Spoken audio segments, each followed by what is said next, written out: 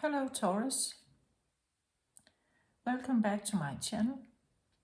I am Mariana and I will do the vibes inside for you today. If you're new to my channel, welcome. I call myself, I want to say, just an intuitive. I receive different messages, clairaudient, claircognizant,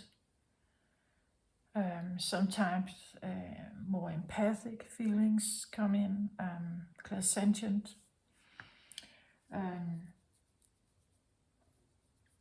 I read about the self, I read about the ego, I read about the struggle between them.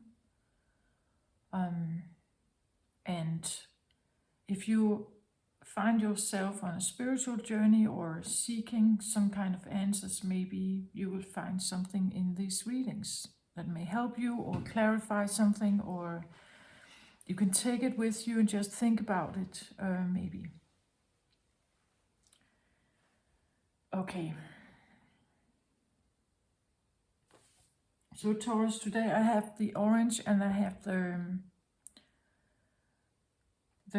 purple here. It comes across a little bit like a joining of something.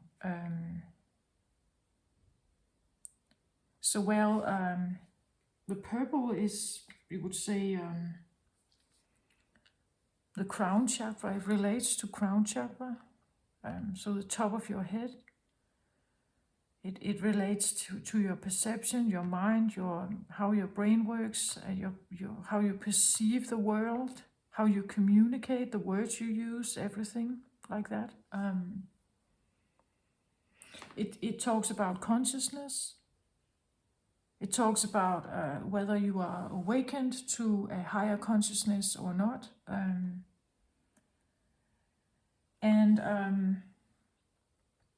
Then I have the orange here today. This is sacral chakra, relates to sacral chakra, life force. This is the womb, right? This is precious. It's deep within the woman. It's when life is created. It's existence, like pure existence. So this is maybe you when nobody else is looking, right? And whether you are in a good place or in a bad place, I don't know that, but there's something going on between these two, that the mind taps into something quite deep and core in you. Here we have an enormous amount of creativity also. We have, as I said, life force. This is where ideas are created, nurtured, built. It could have been something, a vision, right? That you have kept it in your mind, and it starts growing in your womb, you could say, like these two start working together.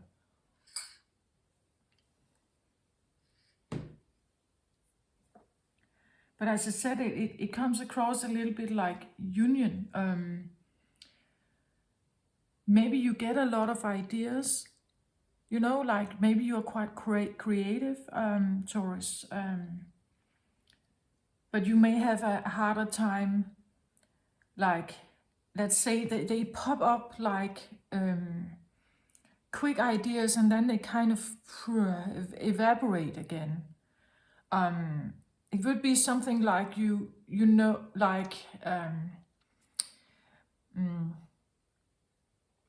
you able to catch them with your mind? Are you able to catch them and hold them?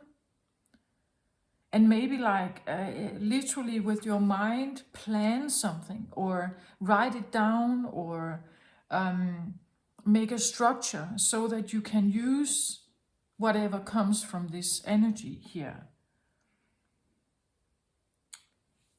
On the other hand, if you're struggling and if you're wounded somehow, and I have talked about a lot about wounding because I tend to connect with scapegoats. This is has been my own story. It still is my story. Somehow I'm trying to figure this out, right? And so if you're struggling, you may want to do something. You may have like thoughts, you may have awareness that you want to do something, but there could be something in the sacral chakra that is still blocking this. But I want to say it comes across more like union, like or an attempt of union. It could be between two people, right? Like someone who is maybe highly intelligent here or has potential to really embrace the higher consciousness, the higher learnings here. And then someone who is, you could say, extremely creative. Again, I don't know whether wounded or not. Still, I'm not quite sure in this reading. Usually I have read a lot about wounding, but I've also read about healing. So we will see what cards come out here.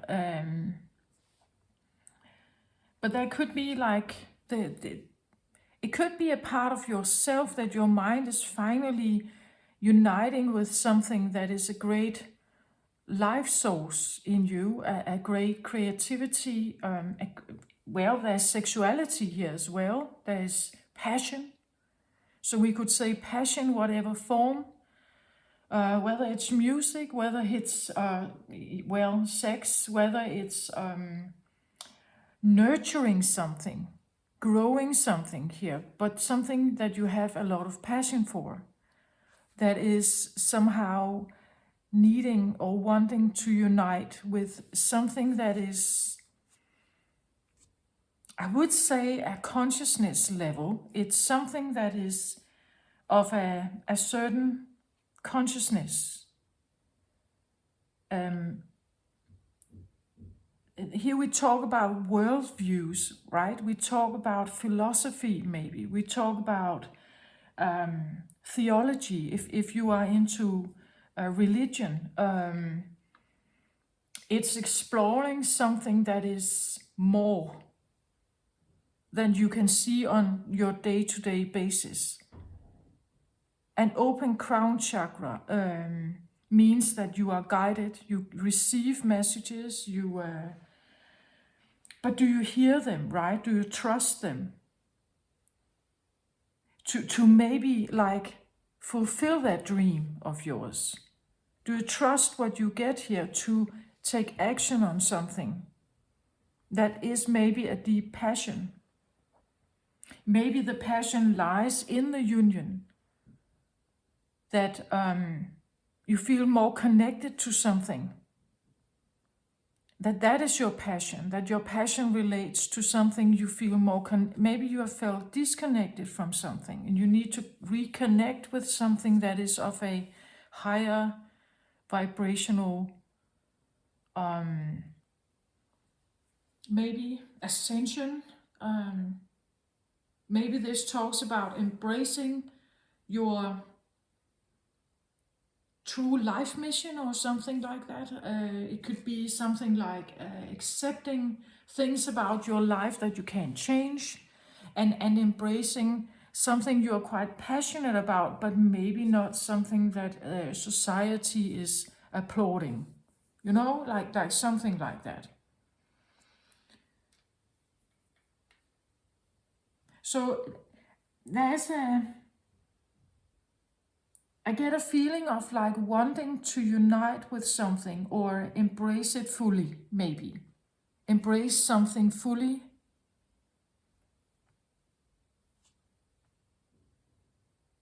Again, it could be anything. Maybe it's high math, right? Maybe you want to become a professor of some kind.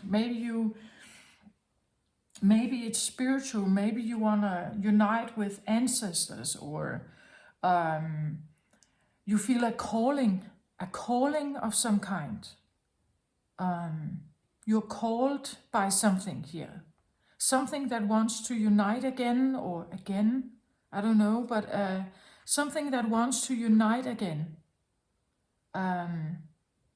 Yeah, again, it feels like maybe it has been something you haven't done in a long time, or talked to someone in a long time, or you haven't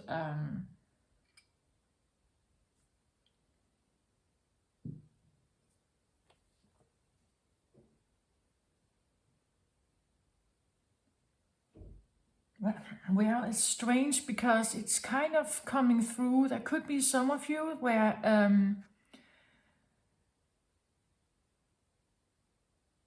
I get almost shame or embarrassment, like embracing this passion, what this is. Embracing this is embarrassing, or maybe there's shame coming up here from the womb, right? From the sacral chakras, a wounding.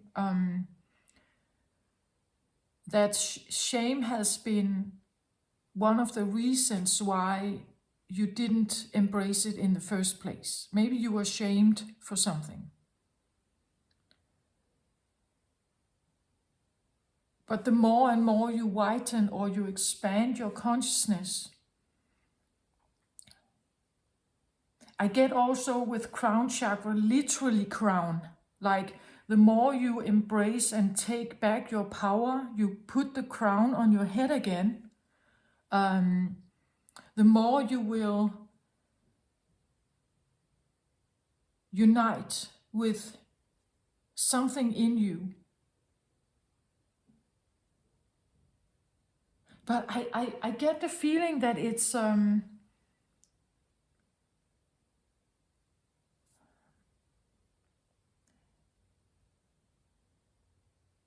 not to be arrogant. It's not like that. It's something this is not clear to me. Like when I sit here, it doesn't come in like that. I believe it's something you have forgotten, or something that has been denied, it has been shamed, so you hid it or you put it away somehow. Maybe it turned into a wounding, but I feel like it wants to connect with you again. Like your mind, it's like it's like your mind wants to find it. And again, I have this again. Your mind is looking for it.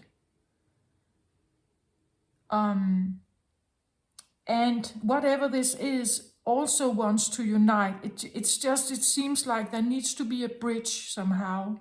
How can these two talk together or bridge? If this is like a person, it could be the feeling that someone is living in a place where you can't easily travel. If there literally was a bridge, it would be easier.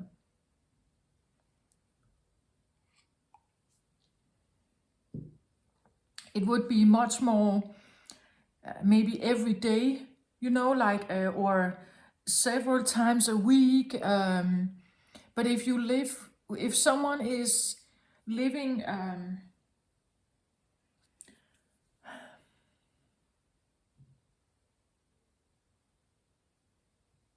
well, I live in Denmark, right? And it's not a big country.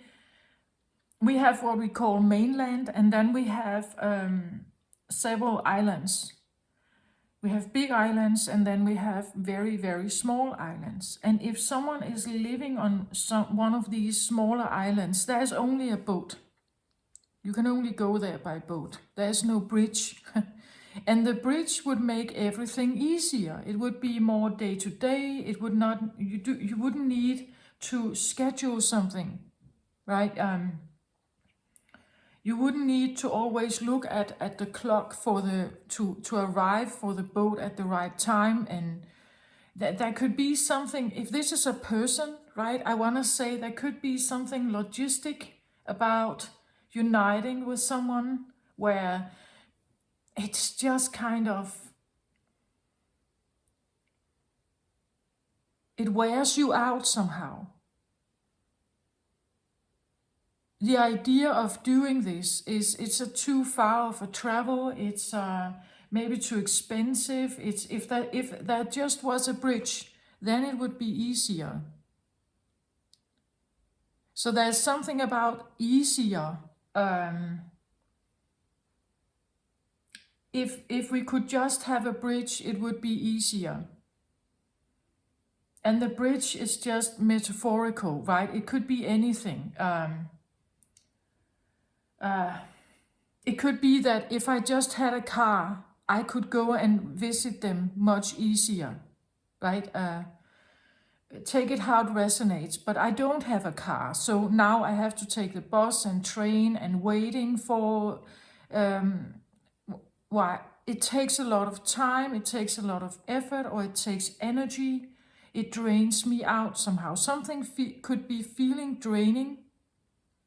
To connect with each other could be a draining experience somehow.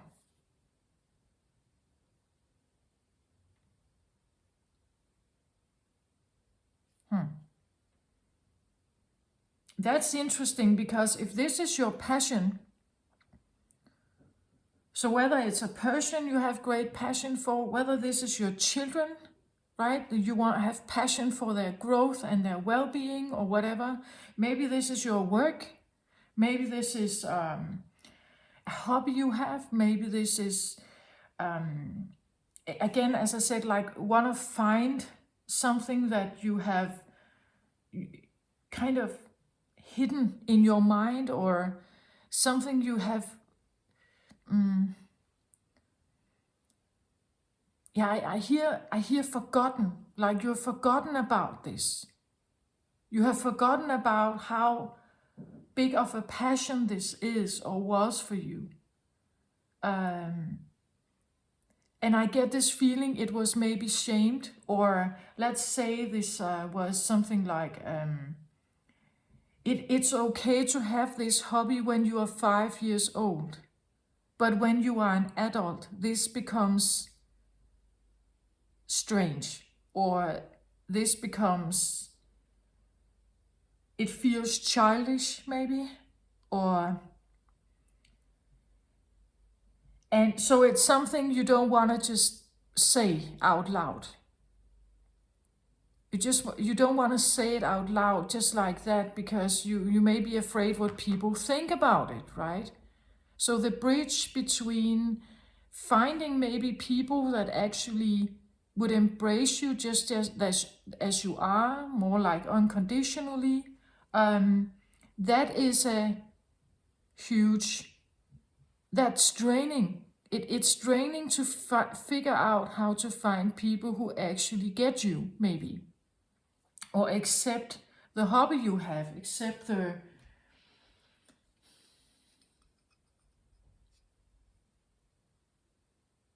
or accept that this is a passion in your life, and it's something that you're not necessarily willing to give it up, right?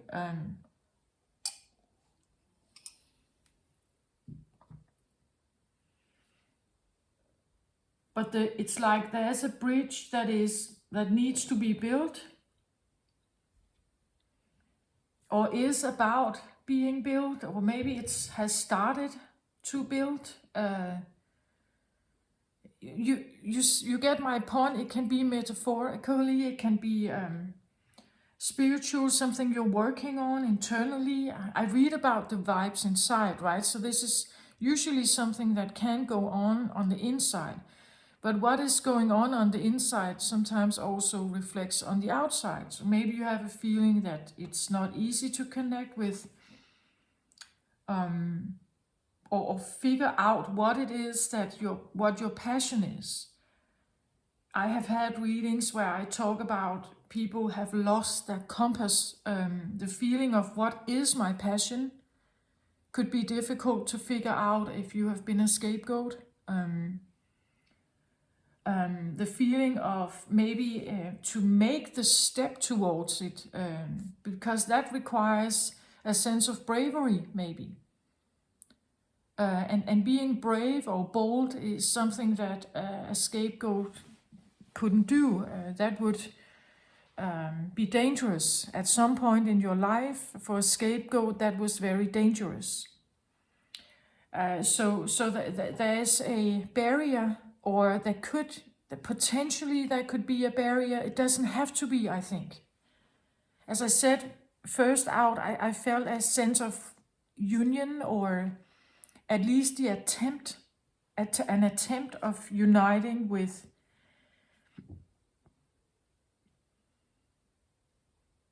Again, here, as I said, there could be a passion, but it could be something that comes up as shameful, or you have been shamed for it.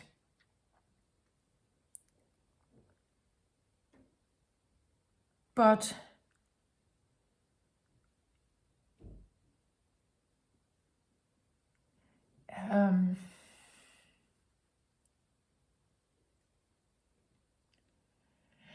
so there could be a side of yourself that has been shamed. In mainstream media, this could be shamed, or it comes across as embarrassing, maybe a bit weird, and maybe this is something that you need to deal with. If this is internal, maybe you realize, I have a shameful side in me, or I have something in me that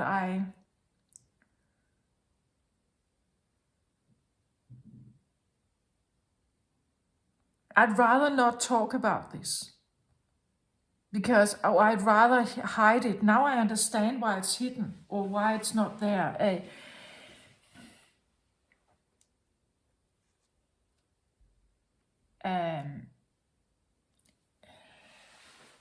I think it's because it has been shamed at some point.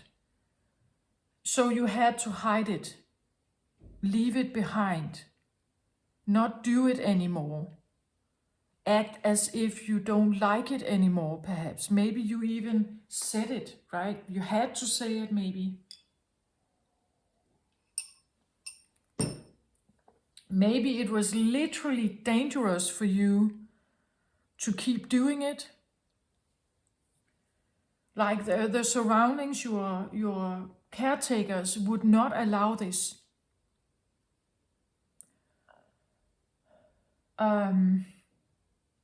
So still doing it would put you in a very dangerous situation of punishing, right? You would be punished for this, I think. Shamed, maybe even in public, like in groups, like you would be maybe shamed for, laughed at, pointed fingers, punished for it.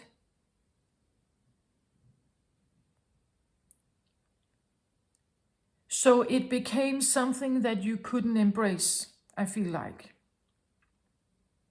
And embracing it today as an adult still brings up some of this, I think. So connecting this is exhausting. It's a difficult process to come back. I still feel this come back, to find it. And take, I literally feel like put your crown on again and wear it with pride, perhaps. Say it with pride. I am this, whatever it is. And if people can't deal with it, it's their problem.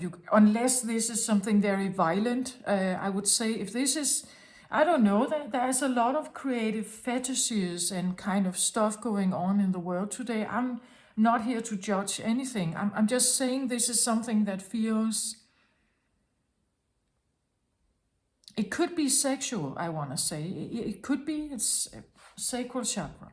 Could be, but maybe something that is not out in, you could say, ordinary conversation. So there could be also something about realizing, like the bridge between your consciousness. Maybe you have been denying it, right? A part of yourself that you have tried to deny because it was dangerous for you to have it.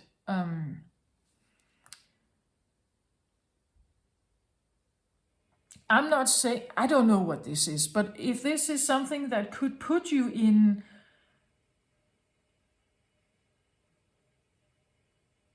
I don't know if I would say dangerous situations. Maybe I will say dangerous situations.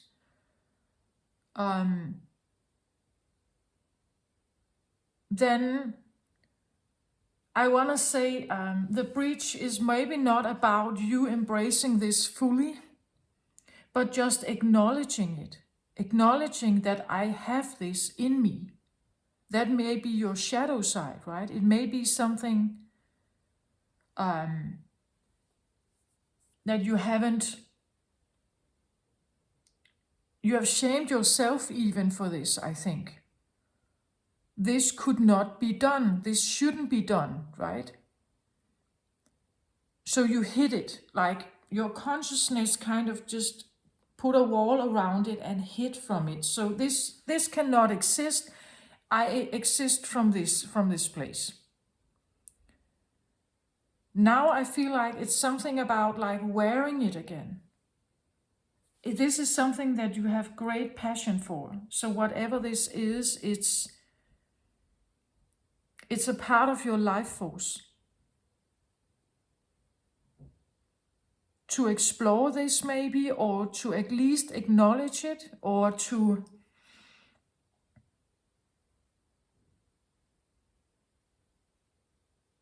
if you don't find that you can go there directly, maybe you can read about it. Maybe you can watch videos about it. Maybe you can, touch it but not touch it somehow, so that you become kind of more educated about what is this. Why is it that this is so taboo? Yeah, I get taboo kind of feeling with it. Why is this so taboo?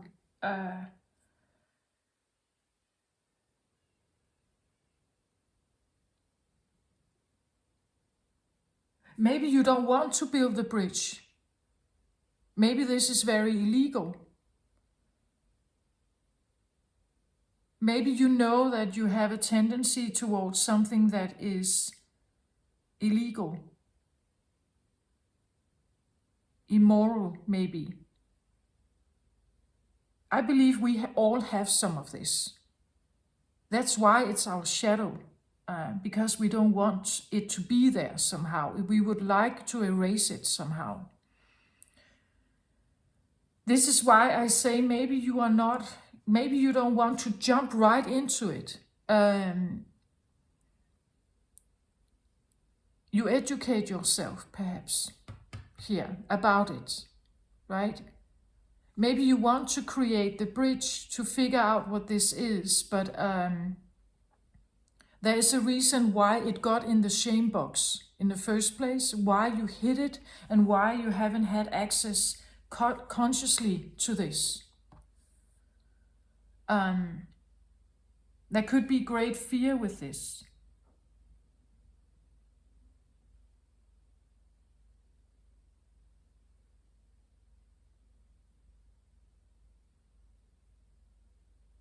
Sacral chakra is about sexuality. Maybe something happened here.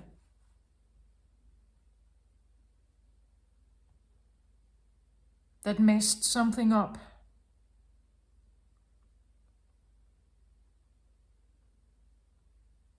Messed up sexuality for you, maybe. I don't know, Taurus, but I just get the feeling that there's something here.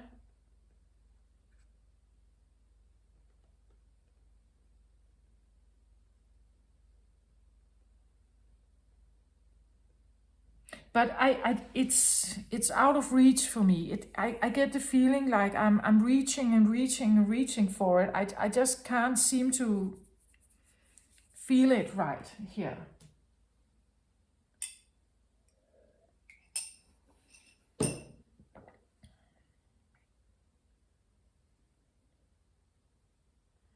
Just give me a moment here.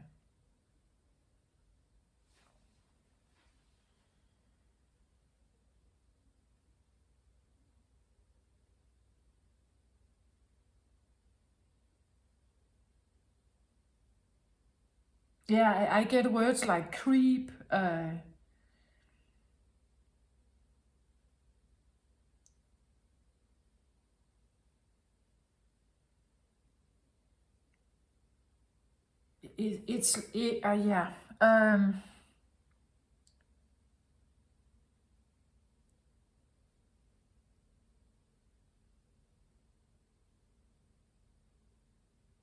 Well, I feel like it's other people's projection on you that has been.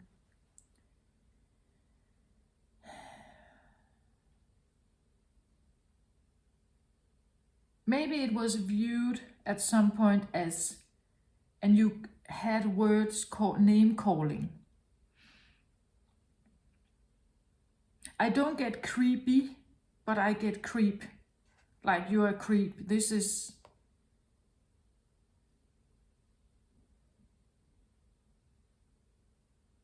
It has a sort of vibe of like monster to it. Like, what you're doing here is like I don't know what this is, right? Depending on your age where this happened.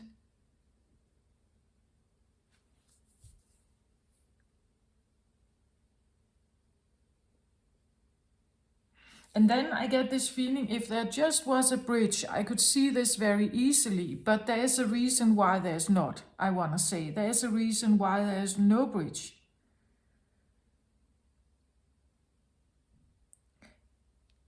I hear no-go. It's like, this is a no-go.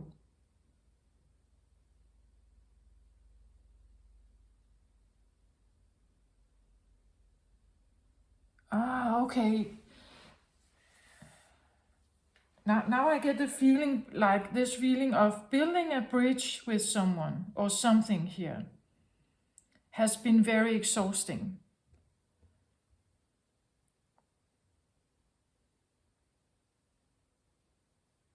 And maybe you figured that out. Trying to build a bridge here. It didn't work out, I think. Maybe literally with another person, it didn't go out. It didn't happen.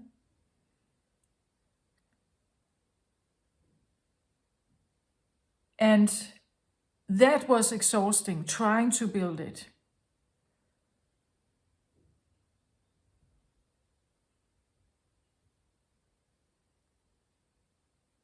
There's something about this area that is, I get the feeling of, with your consciousness change, in the attempt to have this connection, the bridge, in your attempt to have this,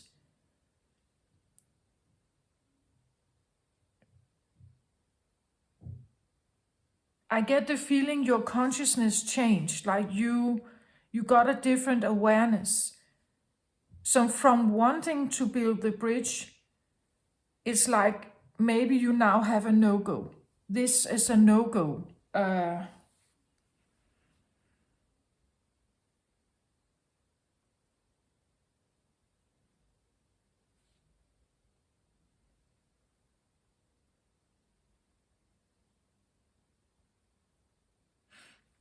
But I also get the feeling there's a lot of passion. There's a lot of... so there could be someone you had a lot of passion for. It could be the feeling of unrequited love, right? You wanted to connect with someone and they kind of didn't. And your attempt to create this bridge was very exhausting.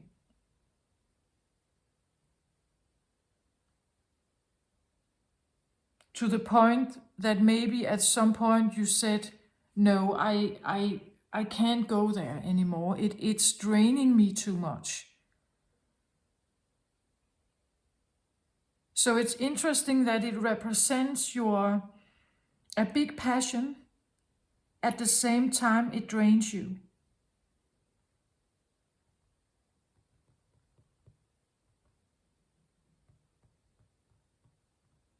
Huh, that's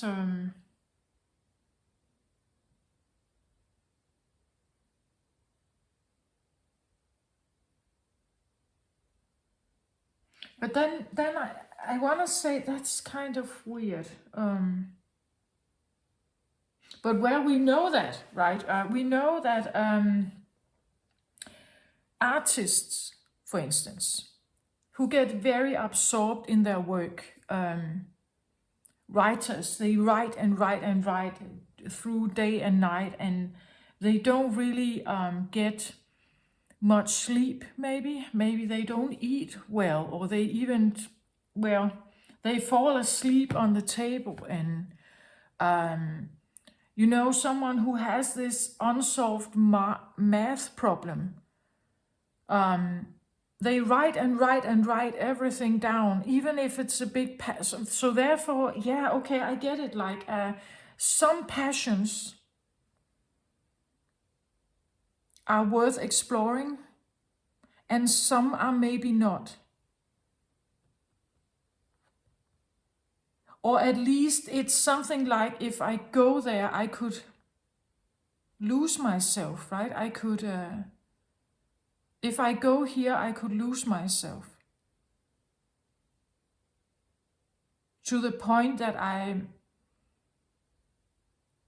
get so absorbed in my work, I get so absorbed, or in my passion, I get so absorbed in this that I lose time and space and everything. I kind of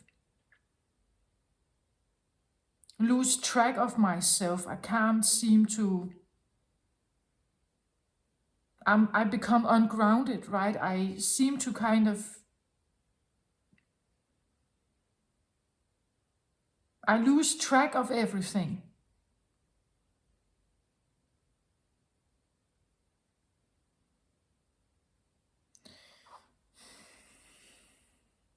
I hear abyss. It's like standing on the edge of and looking down in the abyss. Kind of, I know that if I jump down there, I don't know if I can get up again. I have such enormous passion for this.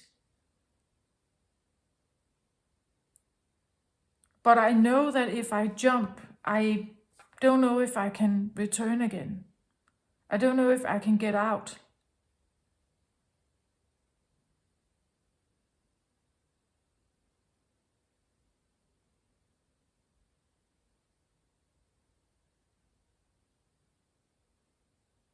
At some point you wanted, I feel like, to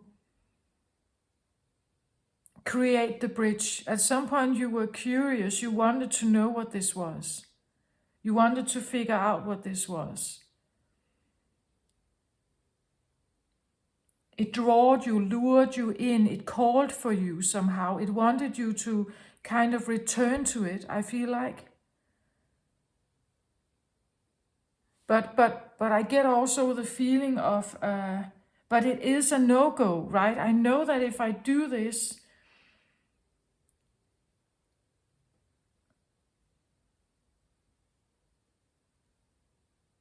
yeah, there was or has, maybe still is, shame about it.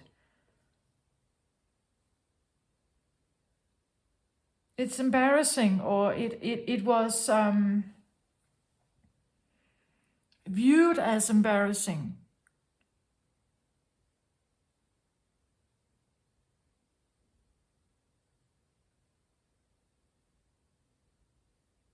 or something that you would be judged for this, right?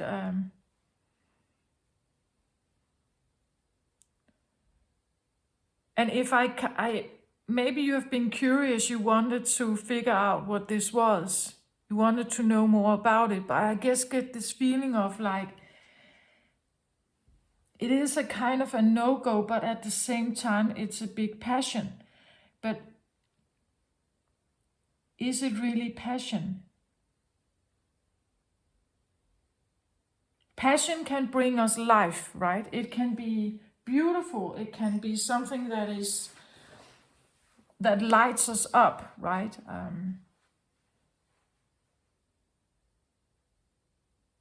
But I also get that some passions can become more of an obsession, I want to say.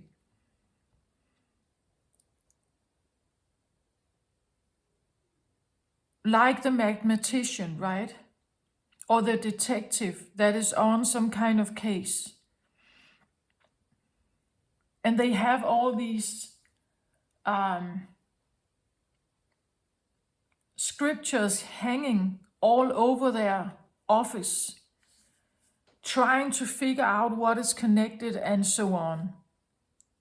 It's almost a feeling of like conspiracy theories, right? You know that if you get yourself into that, it just keeps spinning. It keeps spinning and spinning and spinning and spinning. It's like you never get to the bottom of something. You never get to the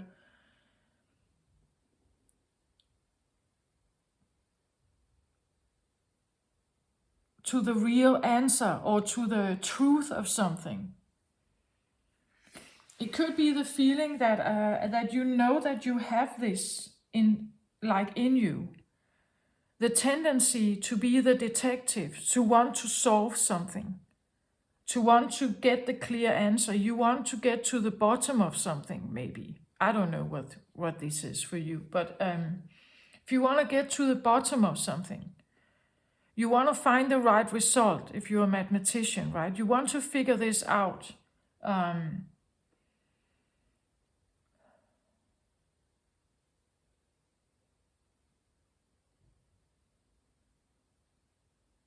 If you are, now I get something like Holy Grail. You want to find the Holy Grail of something. You know, like a bounty hunter, what kind of danger they would put themselves in. Like, you want to dive down and look for treasures in Titanic, right? But that's dangerous, right? To go down there. You risk your life when doing that. But it has this force somehow. There's this passion about it that I need to figure this out. I need to get this.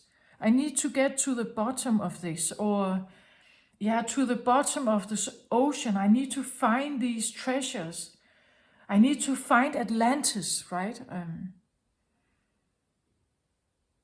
I need to find King Solomon's grave, or the Egyptian tombs, or whatever. I need to do this, right? I'm looking for all these answers. Or I get more like, maybe it's like passion can become obsessive. And if it becomes obsessive, this is where you don't want to have the bridge, right? You don't want the bridge if this is obsessive. Because then you can too easily jump in. You can too easily lose yourself.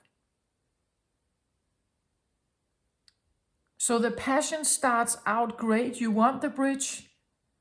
But if it takes over, it's like I get almost like only till here. I can go as far in as to here. And then I have to stop.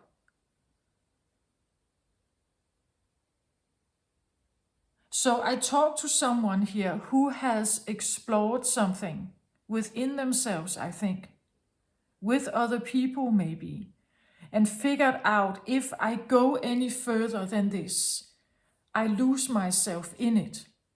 I can't seem to hold track of time, myself, anything.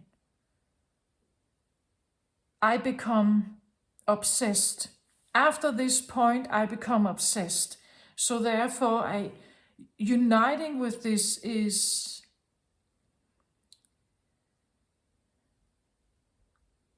of value, but I can only explore this. That is the only thing. Otherwise, I lose my. We could even say if this is, let's say you like partying. You like going out and party, you like to have a drink, right? And it's great. But at some point, if you drink too much, you lose consciousness or you can't, you become dissociative. You walk around, you do stuff, but you can't remember the day after. So there's something like I would like to still be able to do some of this, but I can't go too far in, or I can't become too involved in this, whatever this is. After this point, there's a no-go. Then I shouldn't do this anymore. Do you get my point? Something like that. Oh, it took me a bit, but sorry about that. But that's what I feel like.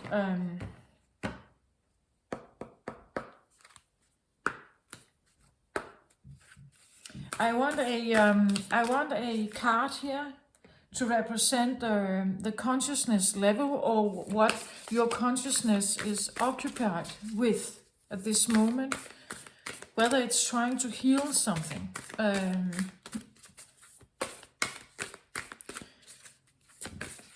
It could even be someone who is exploring where the limit is.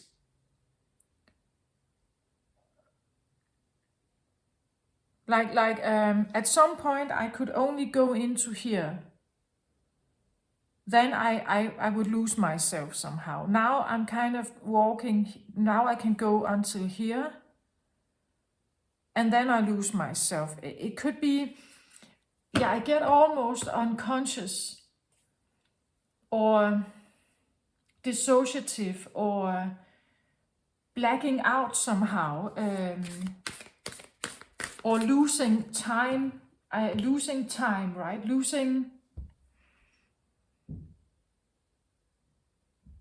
Losing the memory, maybe. Memory.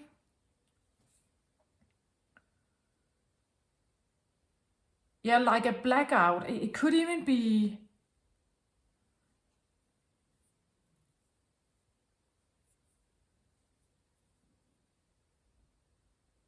I don't hope so, right? But now I get something like near-death experience. Someone who may be experimenting with, where do I lose?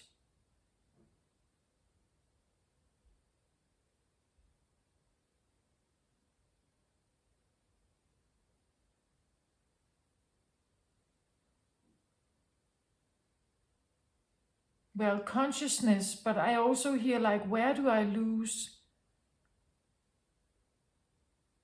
life? Where do I lose?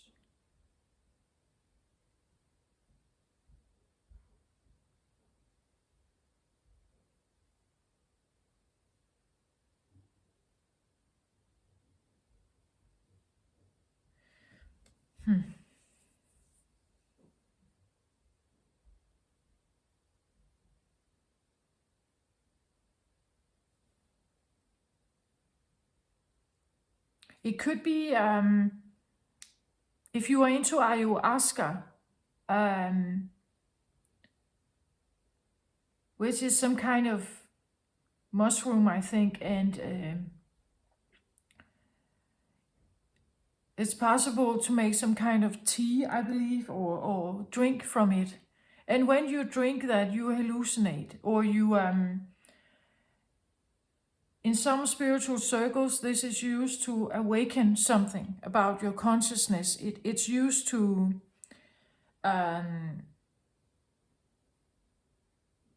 to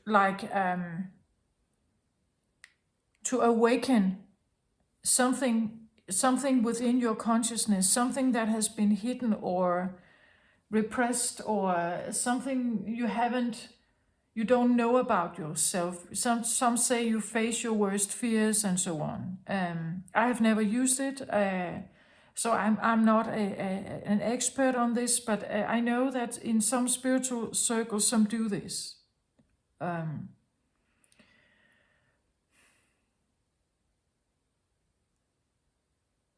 It's almost a little bit like,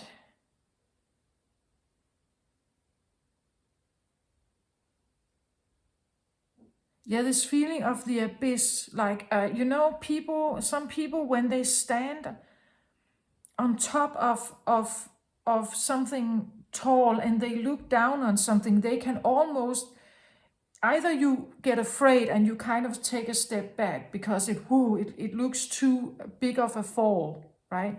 But some people can actually be drawn into it, like it's almost like it draws them to lean over and just fall into it. It's that feeling that I have here, this standing, looking down at the abyss and kind of just feeling how it calls you. It calls you to go there somehow. It comes across as almost like near-death experience. It's like throwing myself into the air. Know that when I hit the bottom, I would certainly die. But there's something in between that. Yeah, in between. There's something in between.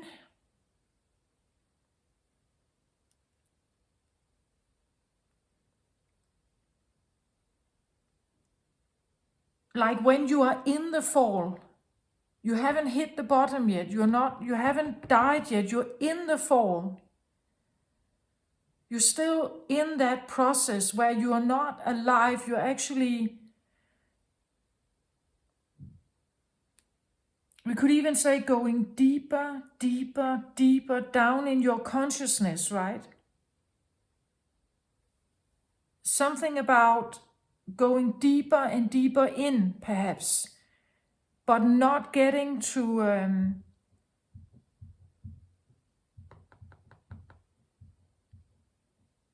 where it's really dangerous.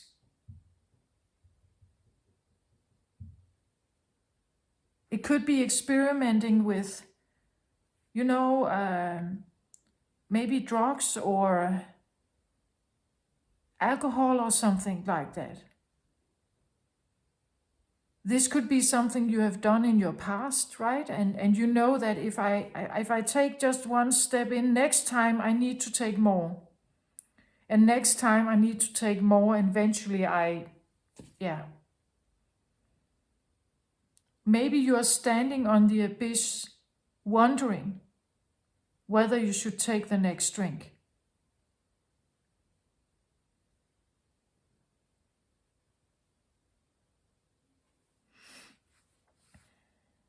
Or someone is.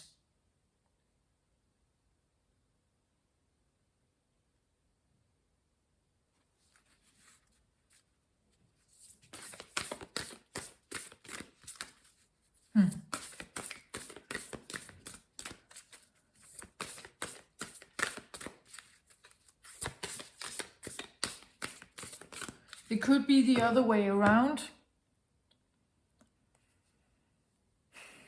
It could be that you have been drinking for many years and you want to stop, and that's the abyss.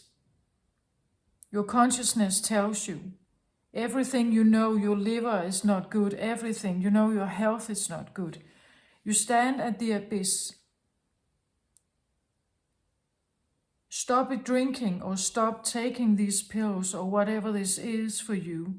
Stop doing that is like falling into the abyss. Then everything comes alive again. All your fears, the pills or the drugs or whatever you have been using, the smoking or whatever, it has been keeping it down, right? But if you literally have to stop doing that, it's like everything comes alive again, you know?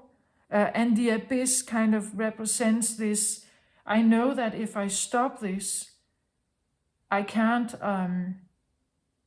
I get overwhelmed by what is coming alive here for me. I get overwhelmed by it. I can't seem to, it's almost like then I have to numb it. I have to numb it. Because if I don't, it's like it comes alive right into my face again. You get my point? So the abyss can be viewed in many situations or in many from different angles, depending on who you are and what you are. As I said, this can come across as, I said, monsters or something creepy or creep-like. It can come across as something shameful or embarrassing, something that has to be tamed or kept down, something that is dangerous maybe, addictive, obsessive. Maybe it's like, you know, that if I don't numb this, if I'm not numbing this, I become monstrous. I become paranoid, maybe. I become a stalker, maybe. I have tendencies here, right? I have tendencies. So if I'm not controlling myself, using my consciousness here, if I'm not controlling myself, I could lean into the abyss and let myself fall. And if I let myself fall here,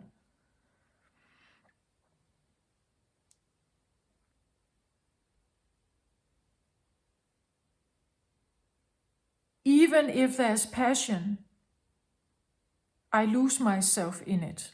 Yeah, that's what I feel like. I can't seem to hold myself together. Here, it's like there's this feeling I can't hold myself together.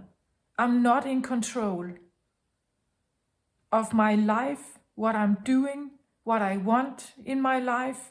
It could be the feeling that if I stand here and if I go in here, it's like almost something else gets the control. Out here I have control. Or at least I can seem to have myself together. I can seem to manage to have my job. I can be responsible out here. I can be someone who is intelligent, maybe. This can be someone who has is a professor in their day job, but when they get home and they lock the door, it's like something is going on that is pulling at them, right? Do you get my point? There's something about, something about that.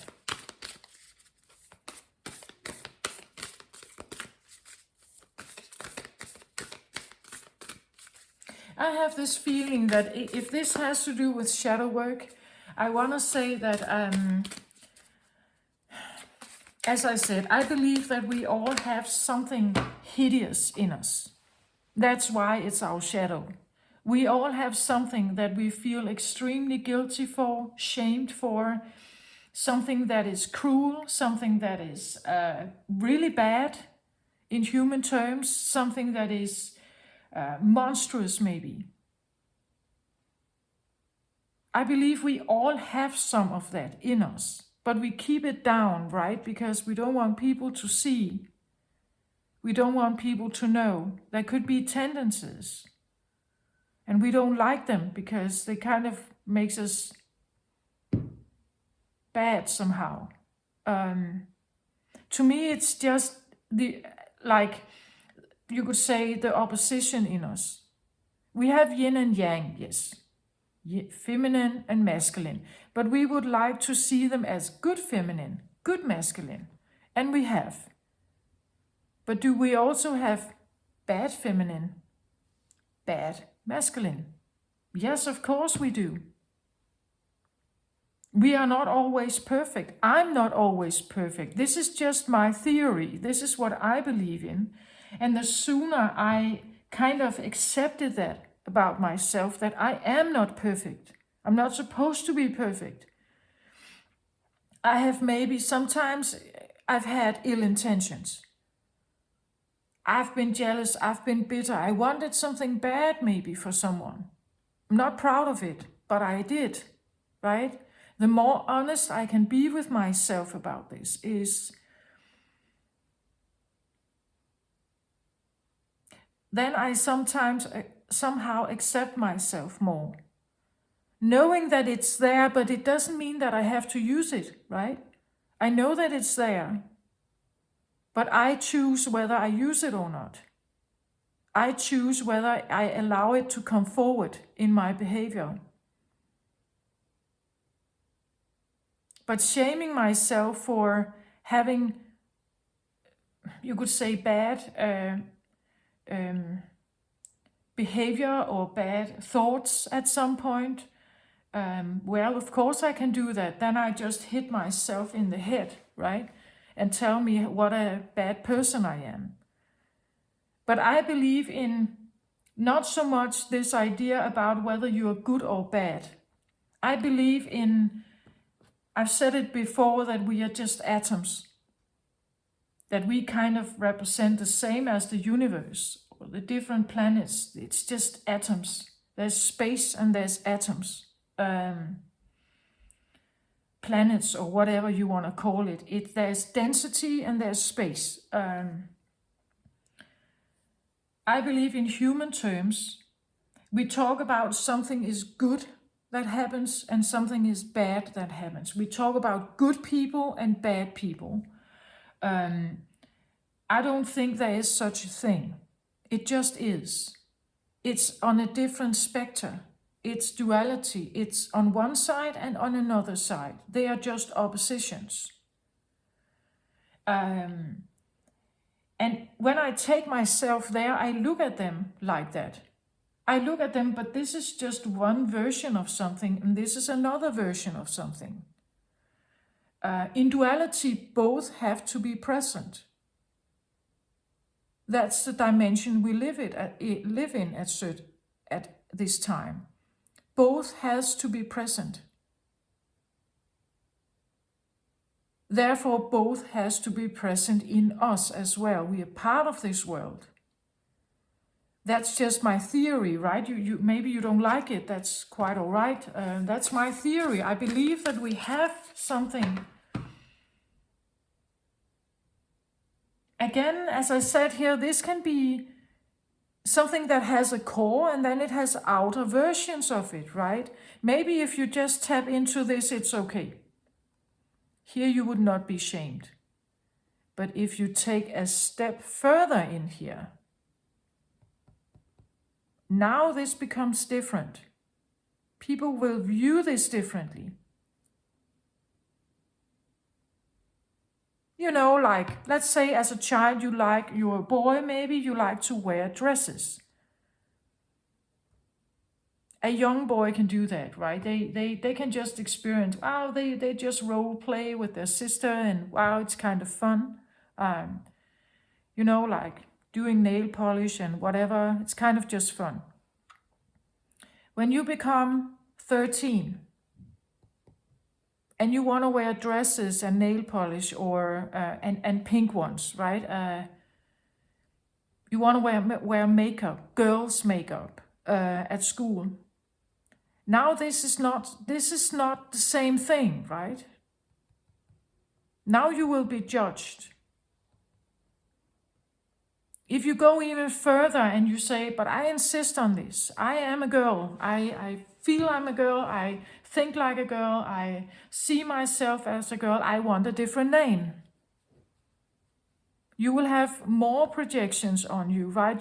If you even go for a sex change operation, there could even be more people kind of looking at you. It's a very different process to have one thought and then actually execute it if this is shamed somehow. Go there is difficult, I feel like. That's what I feel with this reading. Going here is difficult.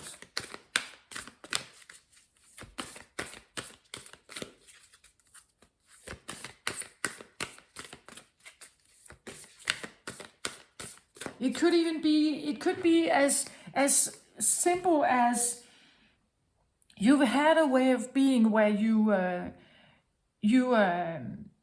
acted smart, you know? You were one of those people who never dressed sexy. You read a lot of books. You became the nerd. You became unsexy, you know, if I can use that term. You wore clothes and didn't make yourself very apparent to the opposite sex. You hid that. And now to kind of make the bridge, right? To become maybe, you know, like really wanting to embrace sexuality, really wanting to become more sexy maybe, is kind of, it doesn't feel right, or it just kind of, it's exhausting to try to be something that you're not, or that you don't identify with. Do you get my point? Something like, it's exhausting to change into something else, even if you have great passion for it. That's what I feel like. It's exhausting to change or to accept, like truly accept something about yourself and go there, and actually go there. That is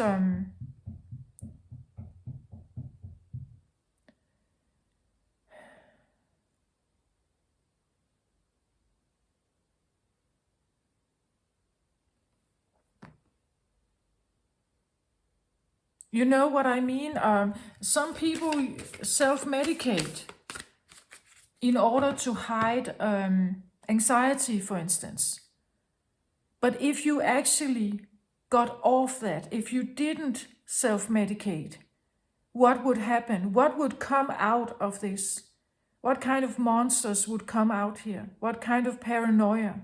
What kind of, if we actually allowed it to come forward, what kind of truth is here?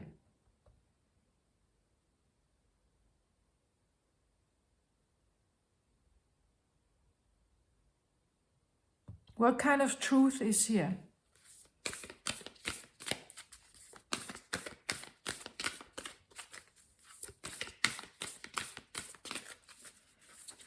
Okay, let's have a look at this.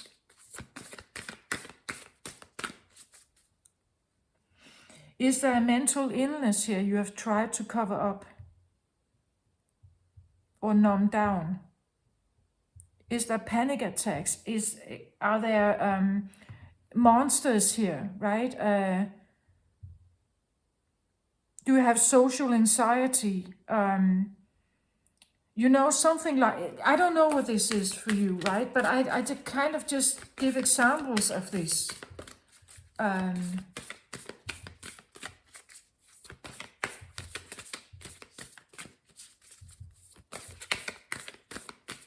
Again, I get the feeling if you just touch it, it's all right.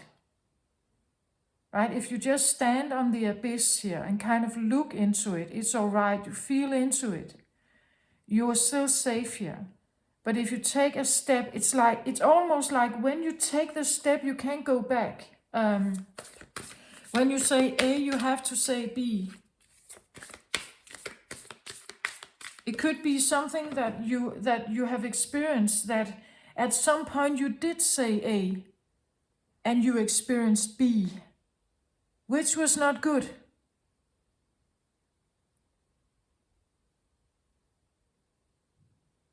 Maybe it was abusive. You said A, you got yourself lured into something maybe.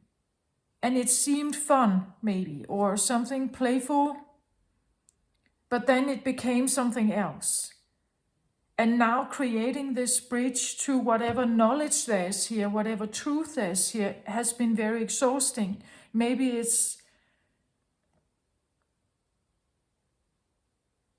you have to figure out whether you want to do this or not.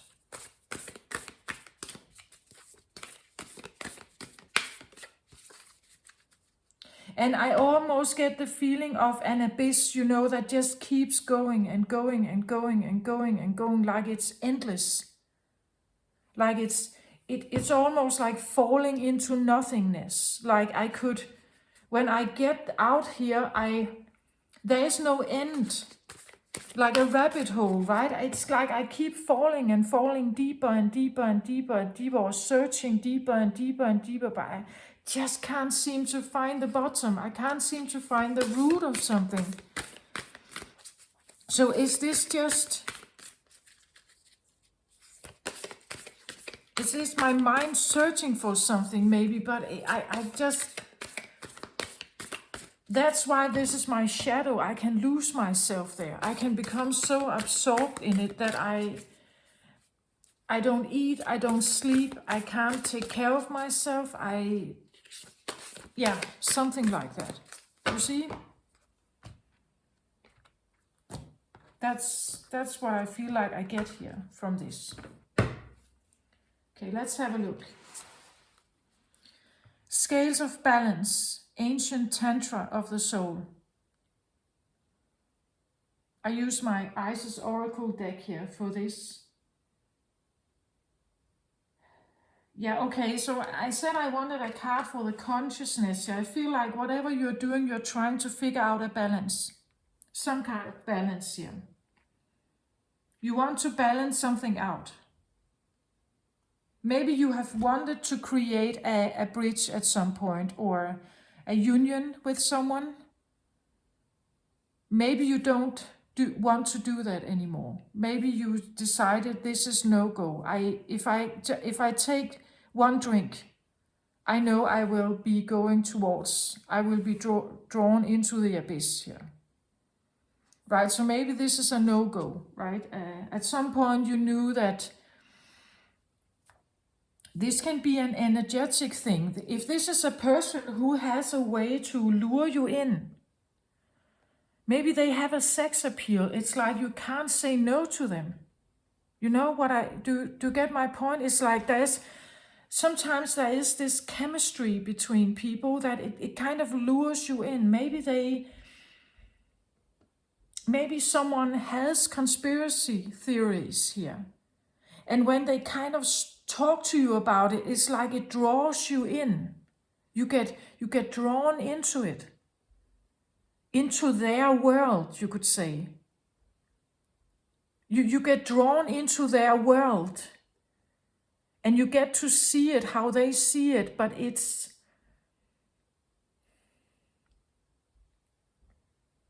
maybe it creates more havoc for you.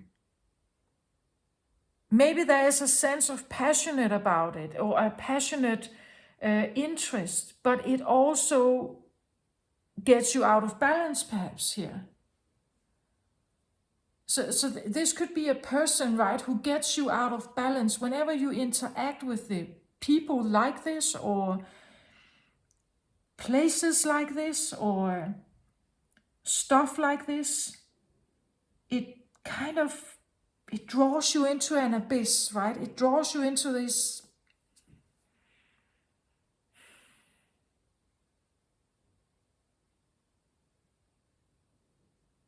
Even if it has a big draw on you, I get the feeling, is it worth it? Like, how does it make me feel? Do I feel balanced when I'm around this or with this, or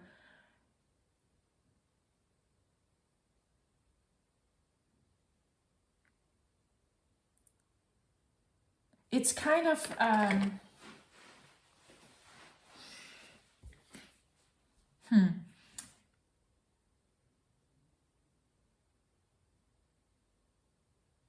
I get almost a feeling, is it worth it to jump in there? and experience this. So no matter whether you are the alcoholic who used to drink, it's almost like stopping is not a reward. It's not that I suddenly feel like now I have everything together. Now everything becomes hell. Do you get my point? It's like or the other way around. I try to figure something out. I want to create some kind of connection to something, but when I create it, it's almost like I get lost in it. There is a potential that I could get lost in it, and therefore I shouldn't go there. Or I should only stand and watch it from outside, right? I should not take the step in. You know, it's like an alcoholic walking into a bar. I can go into the bar, I can have a club soda, but then I have to walk out again. I can't stay here, right? It's almost like attempting, playing with the fire somehow. Yeah, that kind of feeling. And over here, there's someone who really wants to create balance, I think, here. Wanting a balance, wanting something balanced, seeking resolution, seeking peace maybe, with whatever truth is here. I get the feeling of that. Let's have another card here for whatever this is. Could be relating to, but I feel like it's something that can draw you, it can draw you into something where you may feel you lose yourself. We could even say that this is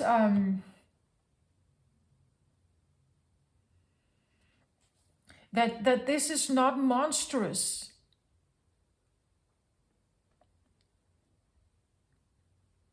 I can even in this I can see this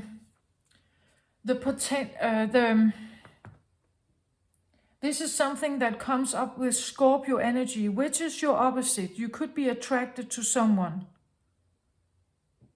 right? Taurus attracted to Scorpio here. But Scorpio energy has what I call the horror of true love.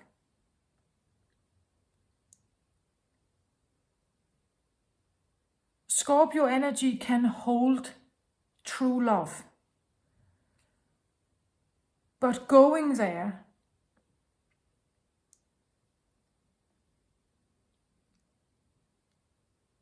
means that you have to peel off all your defenses, all your resentment, all kinds of what ifs. You have to trust fully, honestly, no doubt, unconditionally. And that can be a horror, right? So there could be this feeling of standing here, that if I take one step in, it draws me in, right? If this is love, it draws me in like a light, like a magnet. But at the same time, the further in I get, I feel the horror of doing this. I feel the horror of the magnetism that this has on me.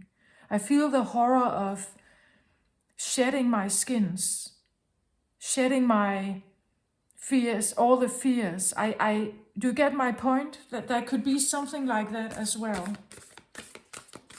It could be something like that. The further in I get, the more my ego is screaming, because in here I can't protect you, it says. I can't protect you. All your alarm systems go off here. you feel danger, but it's still pulling on you. Do you get my point of this? It's still pulling on you.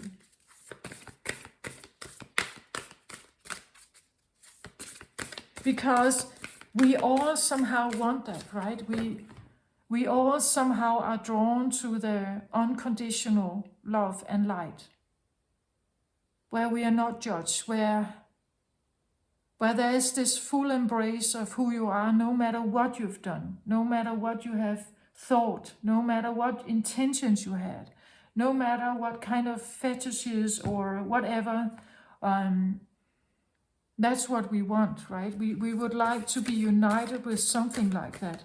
But if it's actually facing you, if it's actually standing in front of you and tells you, I love you,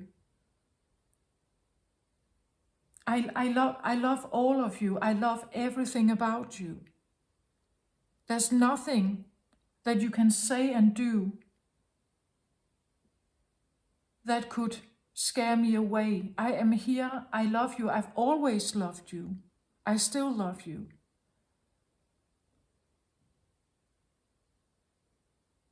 It could be the feeling, but I don't know how to be in that. I even don't know if I can honor that myself, right?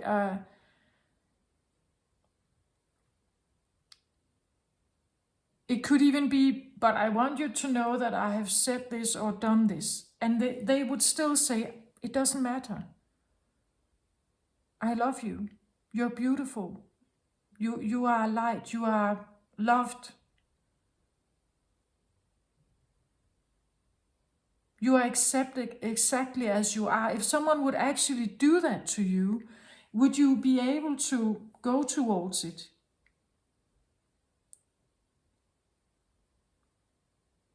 And this is where maybe we are drawn to it, right? We get drawn to it because we want to. But when we go in, this is where we start to face our ego. This is where the ego says, this is not right. This is not normal. This is creepy, or this is strange. So over here we may have someone who has a behavior that is oppositional to what you know, what is normal and familiar to you. And creating the bridge, or having a bridge to this, is not easy, I want to say, if you grew up as a scapegoat. That's because you have to trust this. This one over here requires you to trust the process of it. But as a scapegoat, that is difficult, right? That is difficult. So creating this bridge is needing to face a lot of fears, needing to face panic, needing to face shame or guilt that you have felt. Because over here they just say, I love you no matter how you are.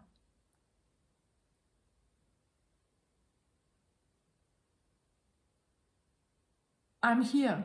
I wait for you. I wait for you, right? This can be your inner call. I wait for you. My arms are open. I wait for you. I'm waiting here. I'm ready. When you are ready, I'm ready to embrace you again, right? But sometimes we need to,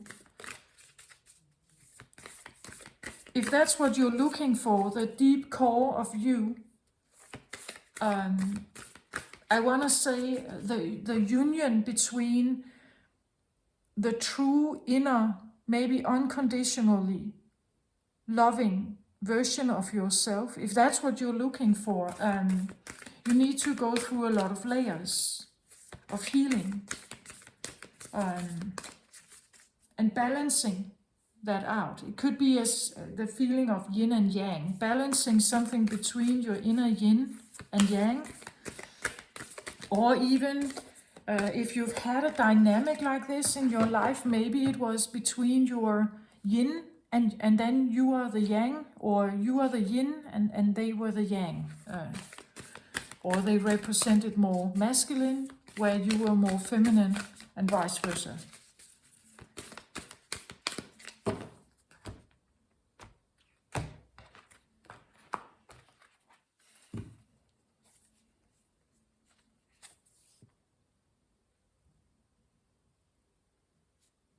And now I actually got two cards. They were kind of stuck together here. Let's have a look. It says here, be the powerful space between opposite poles. Yet you see, there is something about oppositions. You could be dealing with a Scorpio here, or Scorpio energy, death and rebirth, the abyss, the deep dark ocean.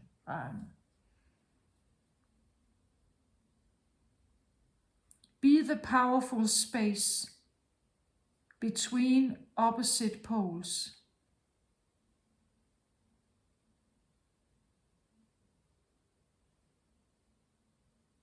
Look how she's kind of raising something up towards, I want to say, third eye here. Triangle, also a sacred geometry symbol. We have the cross here as well as a symbol.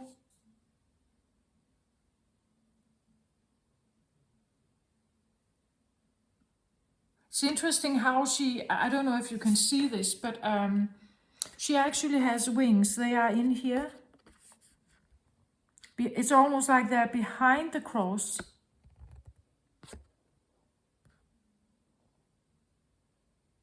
So these are her wings, bowing here, and then they go down here. Can you see that? But it's almost like they are behind the cross, that this is what she shows. But they're actually angels behind it. Yeah, this comes across again as something that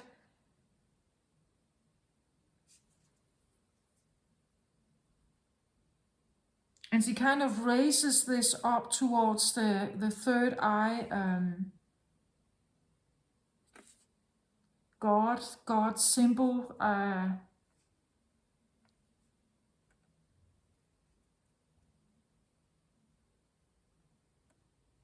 It's almost like this is, you could say, what you show to the world, that they see a girl here. But in reality, behind every filter that you've put on your behavior or appearance, your look, your clothes choice, there's more to you here. People can see what's actually going on underneath, that you're building wings here.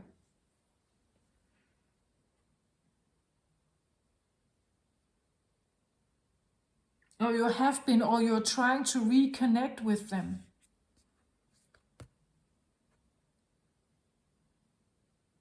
Right? You could be an earth angel here. Be the powerful space between opposite poles. This is someone who I want to say could be a negotiator between opposite poles, right?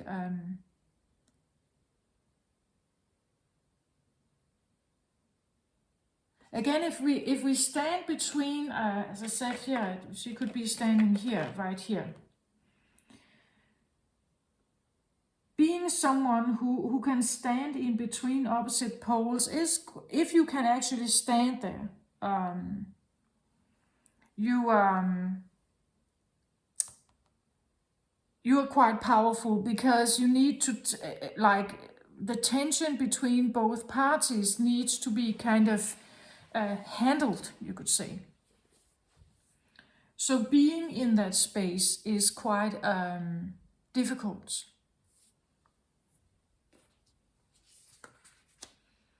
It needs a certain, I want to say, understanding of the two opposing energies. It also needs clear mind and clear speech. It needs grace. Otherwise, we get to judge. right? Otherwise, we can easily judge or take one side before the other. Trying to be neutral in a like trying to be neutral in some kind of discussion can be very difficult, especially if you were a child and you didn't want to pick sides.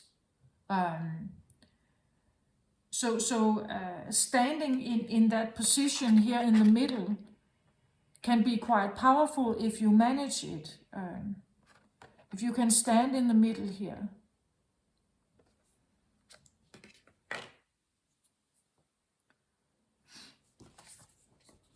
The next card out underneath it is purify your surroundings.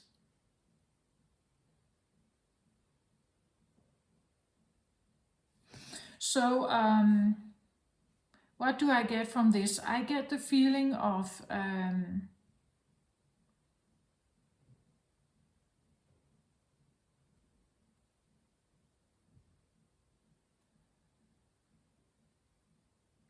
purify your surroundings. I really feel like again,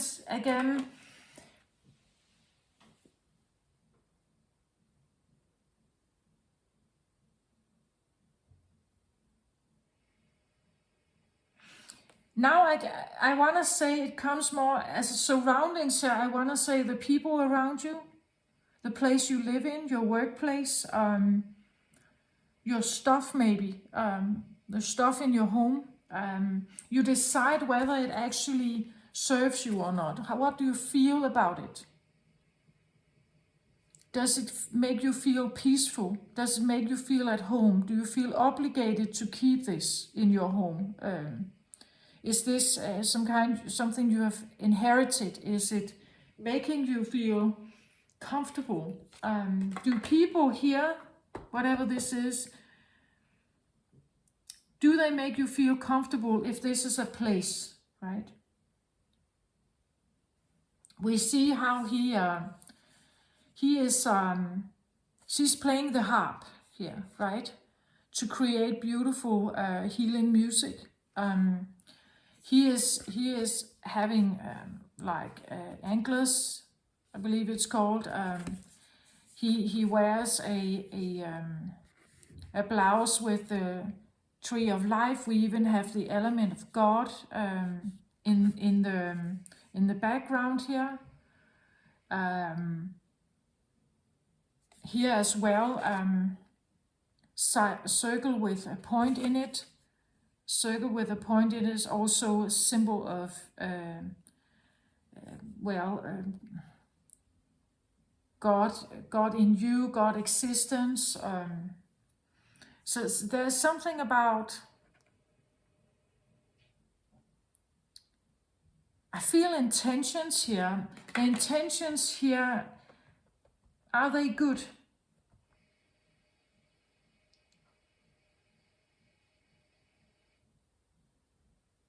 You see, over here we have someone who tries to balance something. And over here it says purify your surroundings. So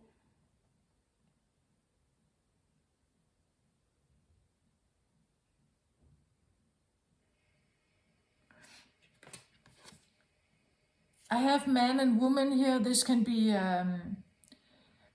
mother and father, right?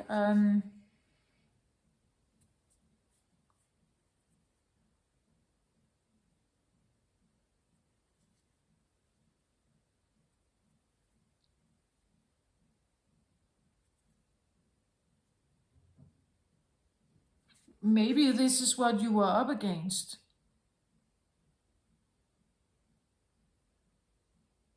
A mother who seemed to always say the right things. A mother who seemed to play the harp, meaning that she could calm the house down. She could do that. Maybe you were up against someone quite proud here. Like he's the stag, right? The mentor of the family. He's the wisest, the oldest, the one in charge. He wears the tree of life, meaning that what I represent is the right thing. What we do here, what we do is correct.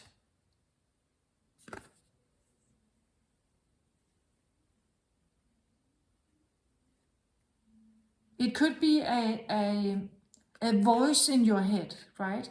That tells you that what you are doing here, you need to purify. It could be that, again, your friends, maybe, let's say, friend group, the place you live, the place you work, the people you surround yourself with, maybe your family. Maybe they've always asked you to purify, to become better, to be brighter, to do their what they do. I actually see this a little bit like a dogma or like a religion. Follow our teaching here. Follow our teaching. Purify yourself, purify. It comes across almost religious. It doesn't have to be, but there could be a dogma of follow what we tell you. Then you are good, right? Then you get these friends away that they are not good company for you, right? Follow our example here. Then you do right.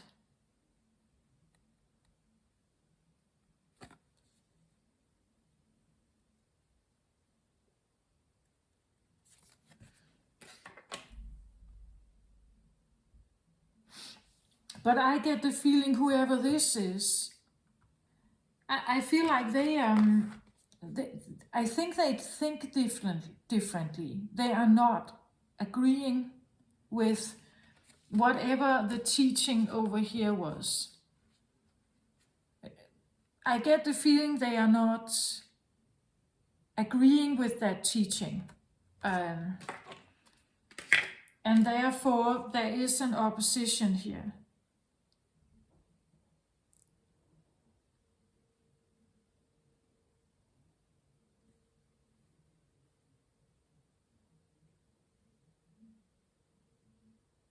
Again, she wears the outfit of a temple knight. So again, a temple knight, they follow a certain code of, you could say, church. They worked with the church at some point, and some of the stuff they did, hunting down witches and so on, were maybe not with the best intentions for people. But I want to say,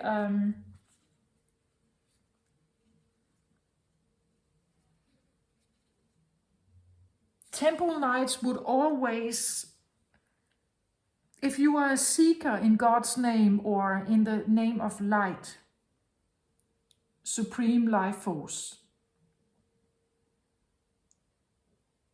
I'm not judging on any religion, but if you were looking for the light in whatever deity you prefer here, I just feel like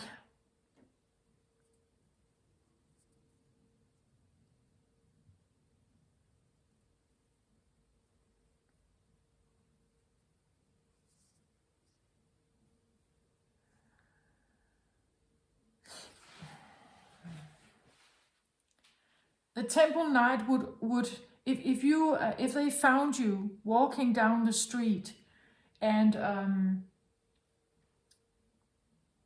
maybe you looked a little lost, they would accompany you.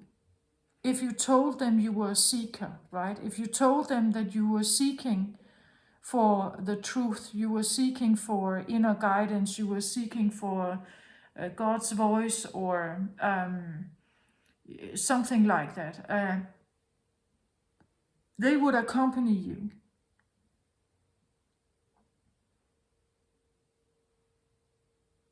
Right?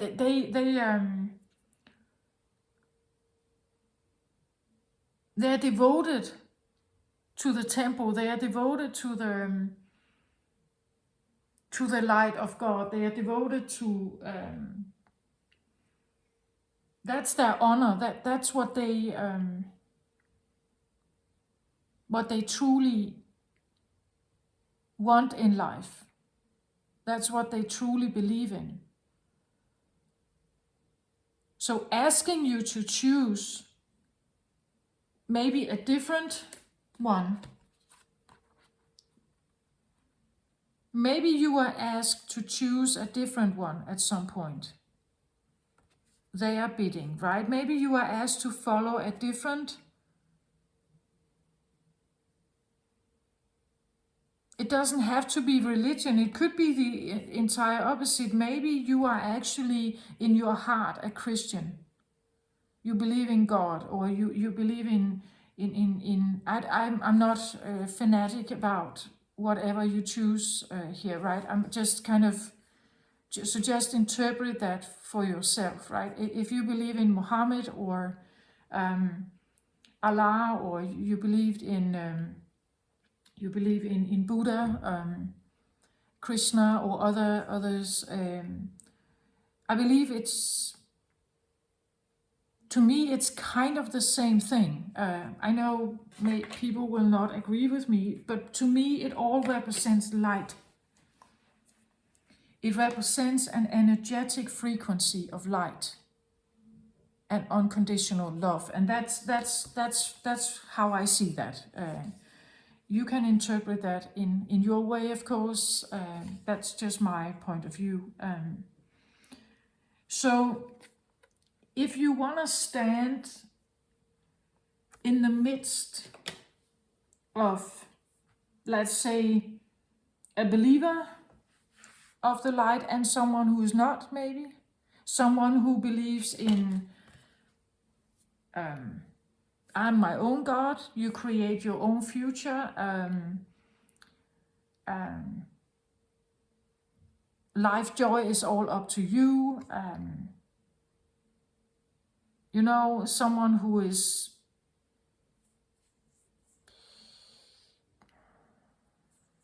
a self-made man, that kind of stuff.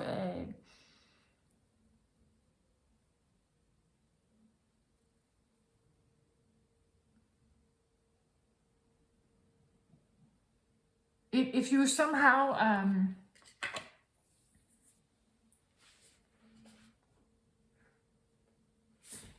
somehow go their way, I feel like follow our example, I think you get away from what it is that you actually are, and being able to stand in the middle here. Maybe it needed for you to cut off your wings, or what I mean by that is you had to deny a certain belief, right? You had to deny a certain belief. So standing in the midst of having your own inner true core belief and someone else's true inner core belief, standing in the middle here, this is where you feel a lot of tension. And maybe it's difficult to stand here full blown with wings and everything. Maybe you had to dim your light. Maybe you had to hide your wings, right? Maybe you even had to dress in a certain gown which didn't feel right to you. You know what I mean? Like being, something was put upon you somehow that didn't feel right to you.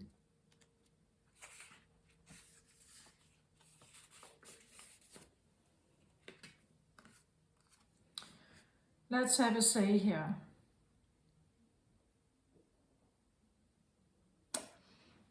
It says here, transmutation and the return of the Tuatha de Danann. Raise the vibration of your immediate environment. Live in sacred space. The Dano people withdraw from the world of men to pursue their chosen path of evolution.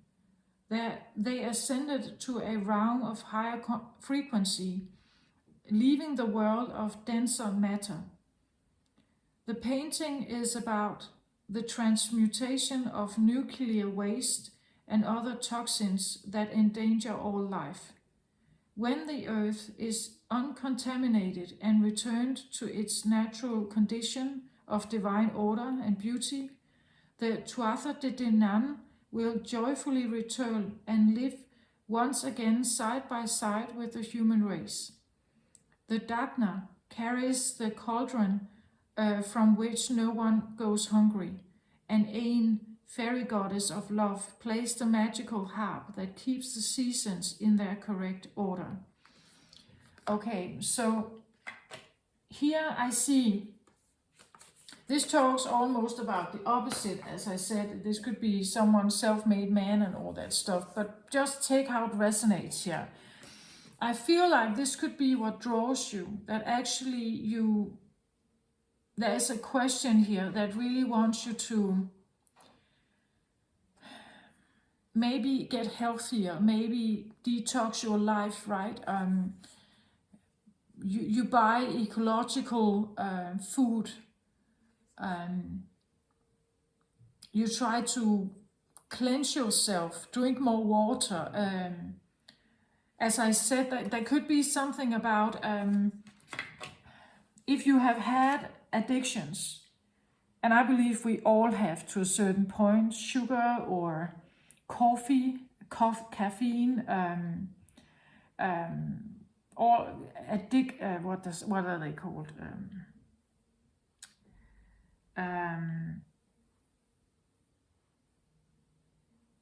Preservers, right? All kinds of glucose syrup in meat and all kinds of hidden hidden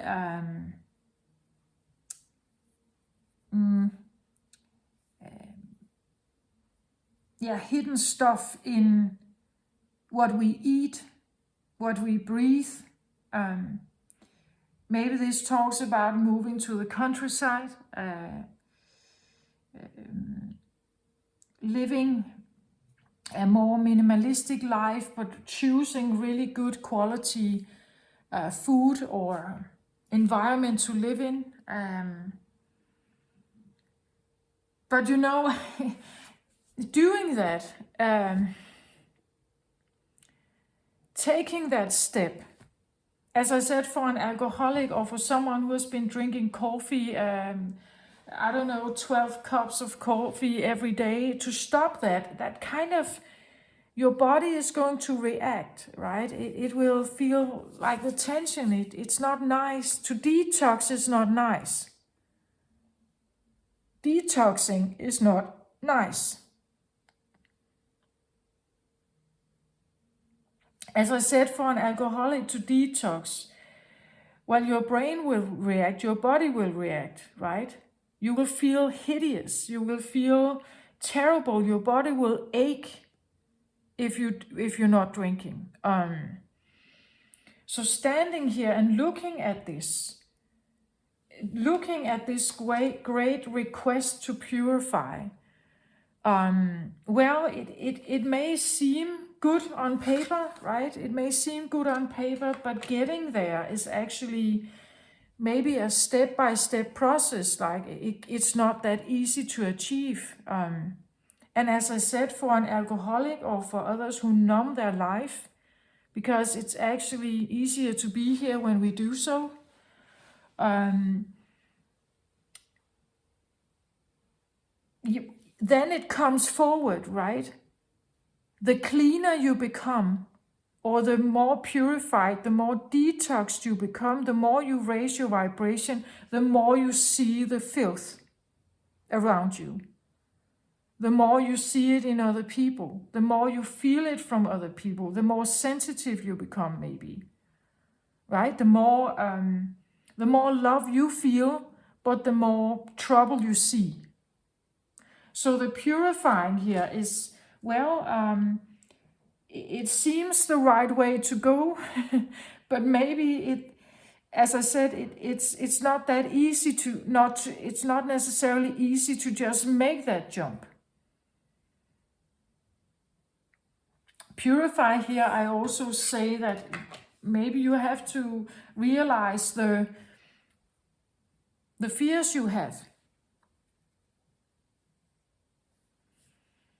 Maybe you have fears that if I stop medication, my pain will come back. My body pain will come back, right? I have injuries maybe, and if I stop doing this, if I purify my body, if I don't take this medication, because I need to trust in the divine realm, then I maybe the pain will come back. What if I can't make the bridge, right? What if something is standing in the way of that? If I stop self-medicating, or if I stop taking these pills for my arthritis, the pain comes back. So even if I want to go here, it's like there is a threshold where I feel it's difficult for me to make that step. If I make that step, I sacrifice something else.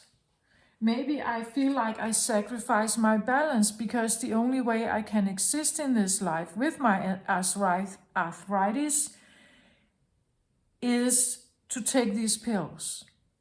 Then it's somehow doable for me to get my life more or less together.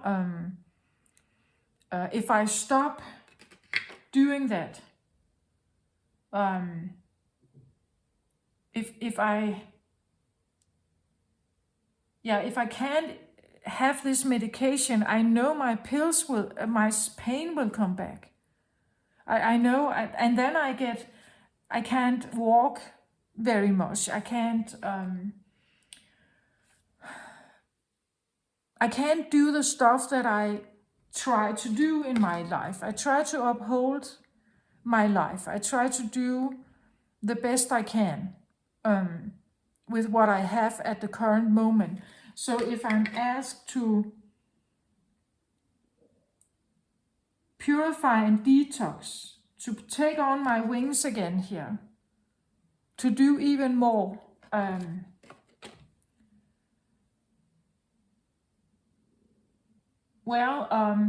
the end goal seems great.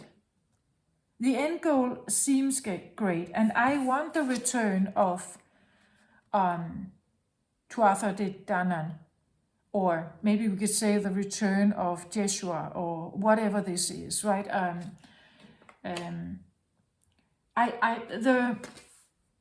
The beauty of this is very, it's maybe like a guide. Maybe you want this, you want to keep going towards this, but then you need to detox even more and more and more.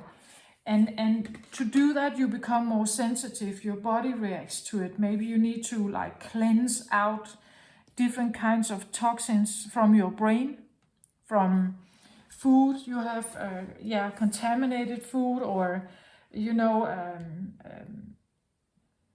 pre-prepared food that you can buy everywhere, but we don't really know what's in it, right? Needing to kind of purify what you drink, your water, your drinking water, your surroundings, the air you breathe.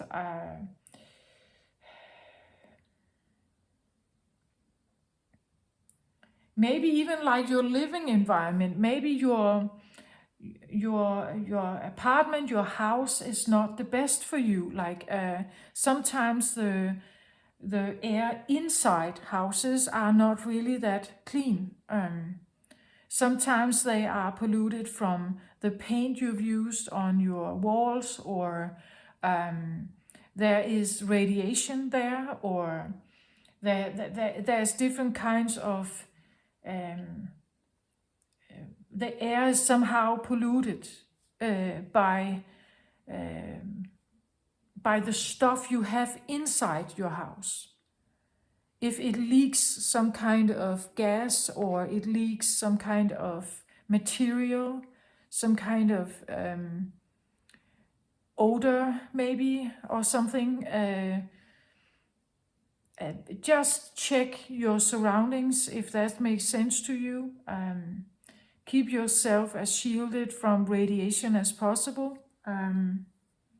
Maybe there are huge antennas in the area that where your energy system is picking up on this, right? Maybe it feels like it's a never-ending story. Maybe it feels like every time I make a step, there comes 10 new.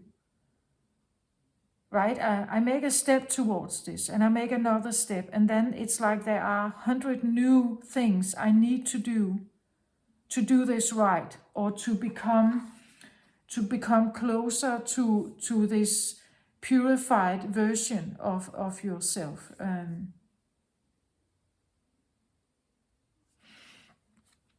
So it seems maybe like more and more work to get to it. And then you may ask yourself, is it even worth it?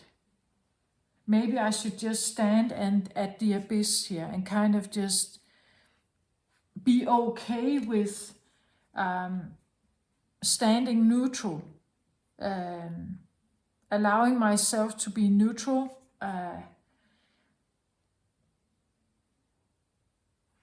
Because being neutral allows me to have a little bit of both sides. I can still eat out maybe, even if I don't know if it's ecologically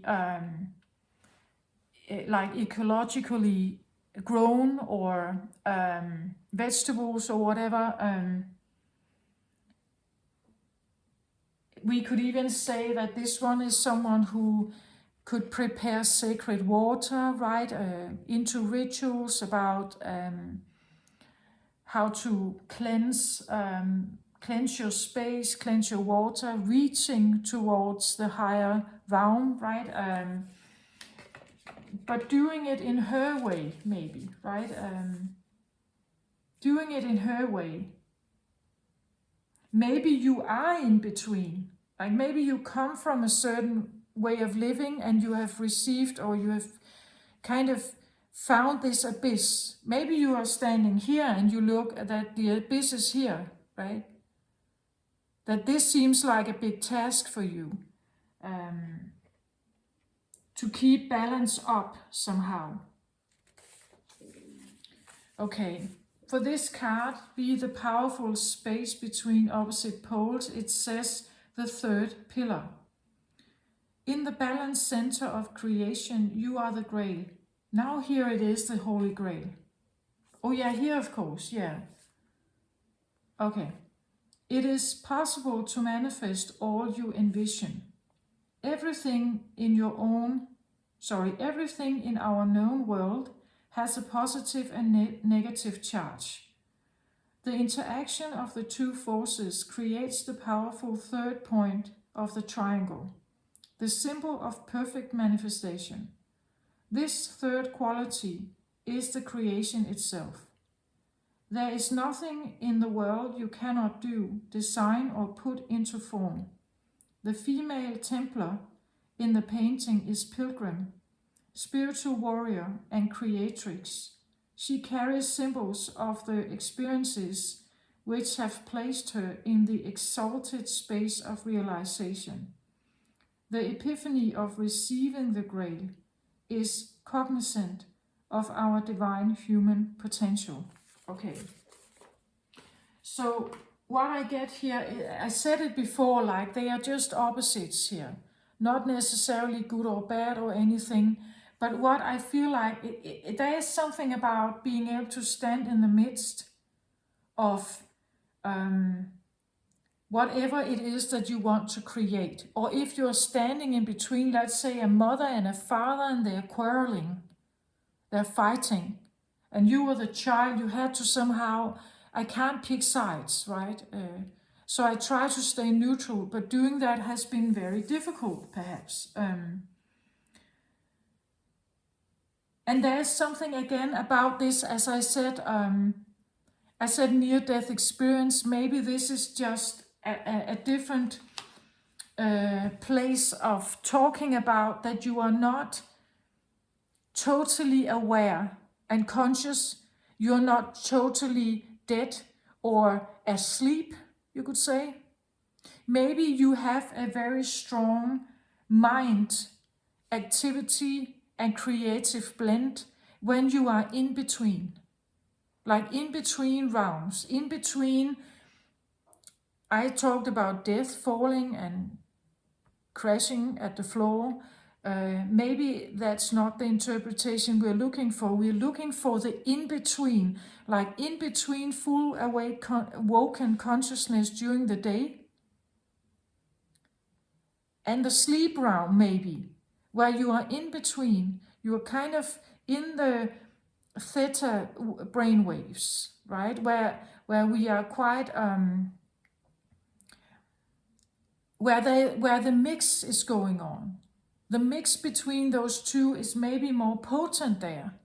This is where you can find your holy grail. This is where some of your best ideas come.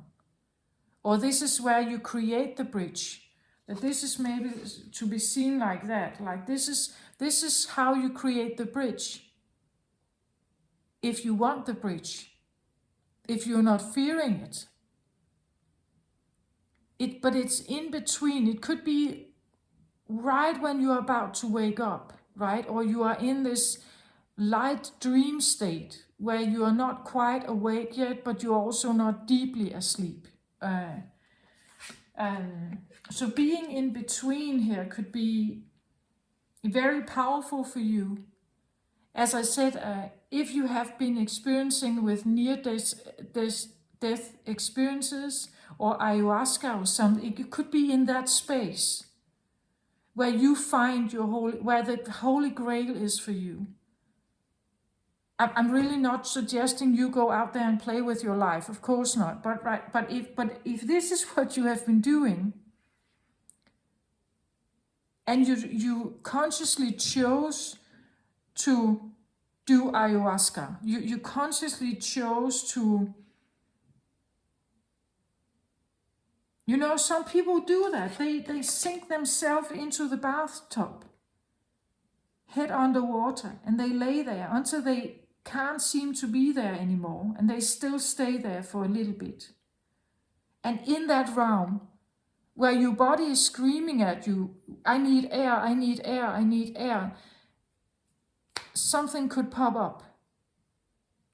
Do you get my point? It's like in that, but some may find this a bit creep, that to do this, to do whatever this is, could be considered a bit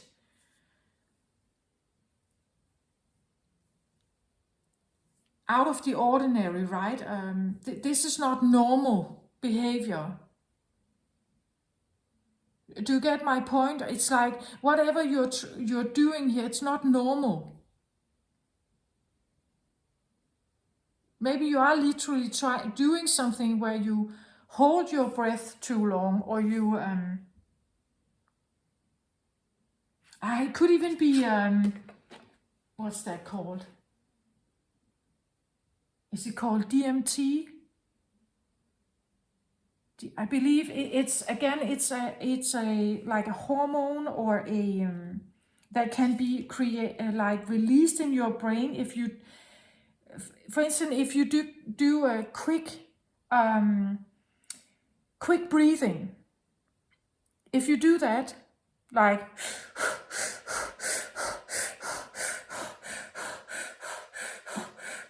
if you do that and you keep doing it for 10 minutes, it becomes weird for the body. It's not normal. Even just the short period I did this, it's like your brain is being over oxygenized. I don't know if that's a word, but it's like you put too much oxygen into your brain. into your body. Like it can't seem to follow. It's overwhelmed. Do you get my point? It's like when you do that, some kind of chemical is released into your brain, and you can create a bit like when you run a lot, you become almost addictive to your own adrenaline, right? This is a different chemical that can be released in your brain. It can actually give a feeling of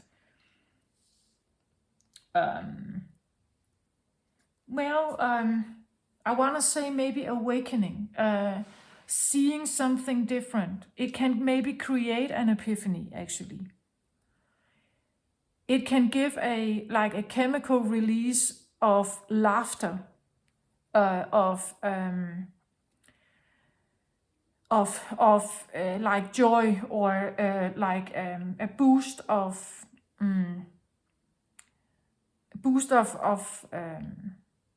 oxytocin. It can give a boost of serotonin, like happiness, endorphins, you could say.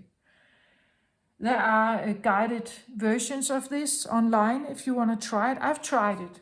The first time I tried it, I laughed. I laughed and laughed and laughed and laughed. It was so weird for me. I just couldn't I couldn't stop laughing. But do you get my point? It's like something can create the bridge here for you. Whatever it is. I don't know what your holy grail is here. I just know that if you want to go here, it's something that potentially could be very, very good here. That's why you're passionate about it. But I just feel like it has been difficult to create the bridge. Maybe you felt like it was a total no-go. You could never ever do this. You could never ever be that. I don't know what this is for you. You could never ever be that connected with something. If this is spiritual, maybe it has to do with being connected to some kind of, maybe like a Jeshua feeling, being connected to God, or being connected to some kind of high vibrational guide, maybe. Maybe this is a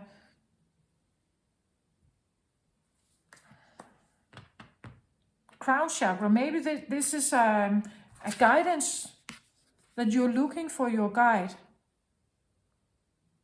Like someone, like the feeling of someone who can guide you. Like if you believe in Jesus, right? And you feel like you are, that Jesus is with you in your heart. You may feel like you're guided, right? That you're guided by him. That you can talk to him, that you're connected with him somehow. Maybe this is the feeling of ancestry, or a different timeline, as it says here. It says something like, when the earth is uncontaminated and returned to its natural condition of divine order and beauty, the Tuatha De Danann will joyfully return and live once again side by side with the human race. Maybe you realize that maybe if I purify my body, I can become more and more in contact. Body representative of earth, where you live in your body, right? We live on earth. That if we all could just purify ourselves, if we could all purify the earth, then something will return. But the feeling of creating a bridge to that, it is a great thought. But it may come with, you could say, the dark night of the souls. You have to purify, to get to this state, you need to detox. That's what I feel like. Take everything out of your space that really is not good for you, that doesn't help you, that is linked to old, I don't know, old stuff in your life that is reminding you of something.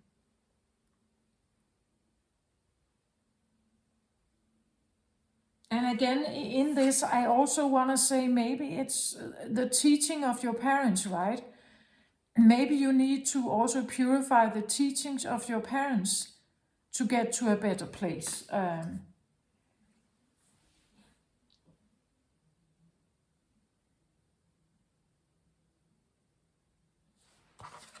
Okay, I don't know exactly what I'm doing here today. This in-between feeling is...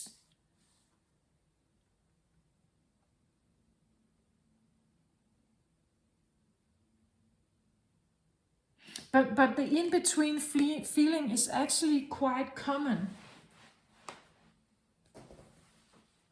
Right? It's the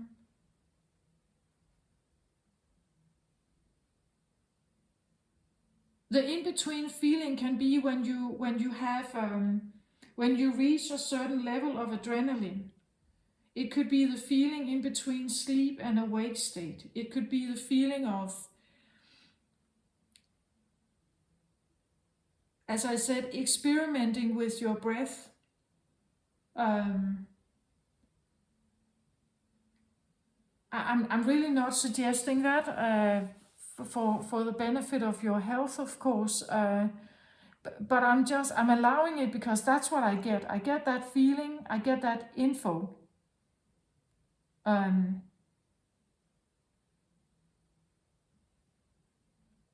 Some artists have used different kinds of chemicals to have their epiphanies in the midst of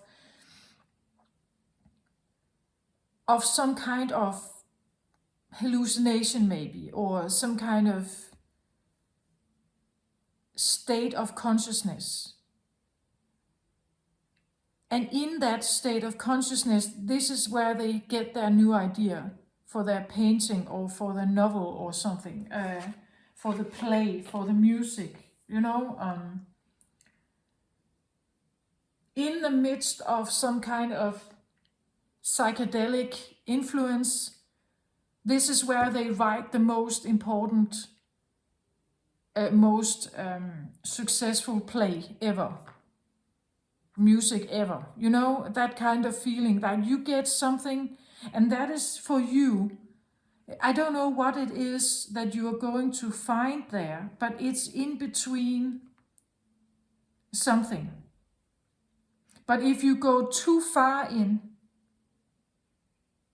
if this becomes every day that you choose to do this, you could endanger yourself, I feel like. You could literally hit rock bottom. You could become addicted. It could become as obsessive. It could be something that you never give it up. I feel like whatever you're doing, it should be done once, and then maybe there should be like a year where you are not touching this.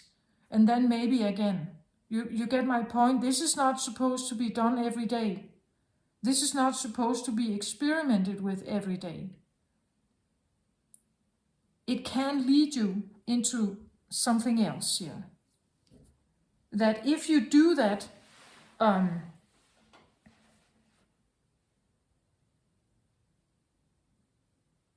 get the feeling you would probably be in a state of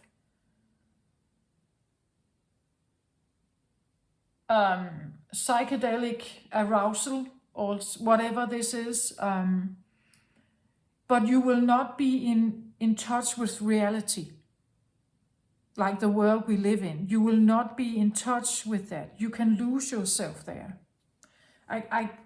You could be addicted. And in that addiction, you could lose your touch with everything else that's going on. Do you get my point? That's what I feel like here. So,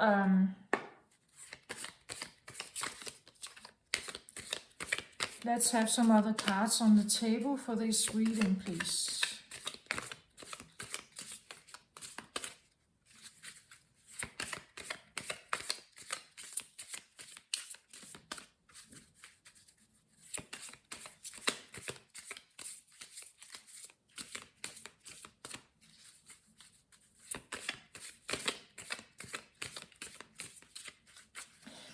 I think I should ask you something about, like, is this helping you to go upwards or downwards? Like, when you do this or when you experience with this, does it bring you closer to love, connectedness, or does it bring you closer to the abyss? Right, that's what I feel like. It's something like there could be a potential of losing yourself here. Maybe you want to lose yourself because you want to challenge your ego. You want to challenge your body. You know, every time people do something that is very dangerous for their body, something almost supernatural, right? Why do people attend a 250 kilometers long marathon run during the desert?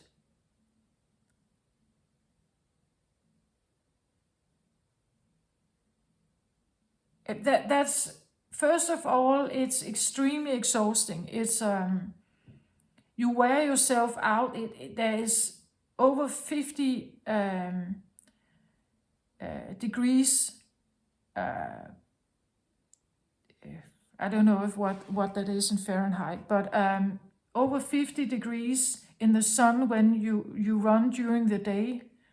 There's only sand everywhere. It's very dry. You have to carry your own rucksack with whatever you need to eat and drink. You have to carry that yourself. There are no supporters. There's medical teams, but otherwise you can't just. There are no street shops where you can have a little water. This is extreme athletic sports, and we know there are many of them, right? Why do we go there? It's because we get pushed so much that we are almost on the edge of being unconscious, or almost on the edge of losing our life maybe.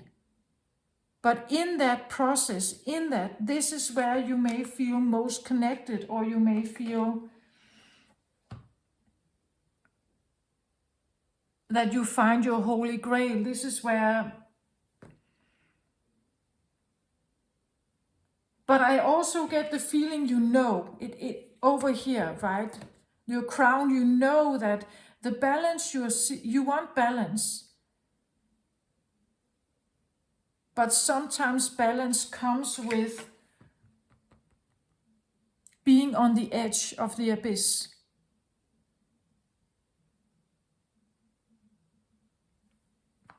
I don't know. That's what I feel like. And maybe when you are right between it, when you are in between, or when you are in a process of something, this is where you have your epiphany. As I said, for instance, a painter, right? A painter, it's not necessarily at the end goal of the painting they are looking for. It's the in-between. It's the process in between, where they are creative, where they can become absorbed in the process, where they can become absorbed in the colors, in the feelings perhaps they want to express in the painting. It's not the end goal. hitting rock bottom. It's not coming to the end of it. It's the process in it that is exhilarating. It's the process in it that is exciting, that is where you are in flow state, maybe, where you are in perfect balance of something. So please take it how it resonates for you, but it's this in between where you are not, you don't have to concentrate on practical life, but you are also not sleeping or not living anymore. Some may actually live for the in-between states, right? The in-between states where you are not, the demands of ordinary life can be harsh. Dream state is maybe also harsh if you have a lot of woundings. But what if you can create a between state where you are in control, where you actually find your holy grail? Can you find an in-between state in meditation, for instance, in hypnosis, in breath work, in like an in-between where you can connect with something deeper.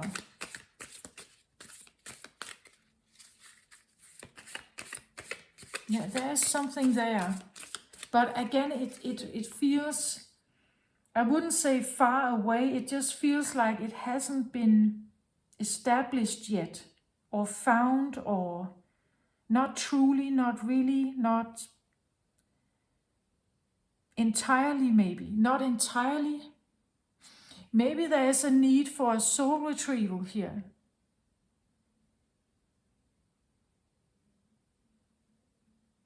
The clarity is not quite there yet. I get that feeling.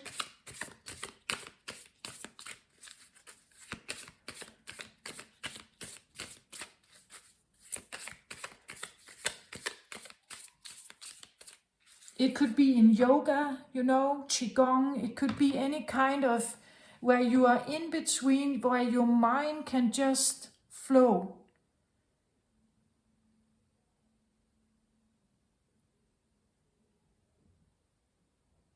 I don't know, it can be any kind of hobby. Some are baking, right? Maybe the in-between state here for you is baking. This is where you let go of ordinary life requirements. You're not sleeping, right? But you do something here. But it's like you kind of let go of the ordinary stuff you need to do in life. Maybe where you need to wear the crown, where you need to be responsible, where you need to be in charge. Maybe this is a playtime, right? Maybe this is all about play. That in play you find something else.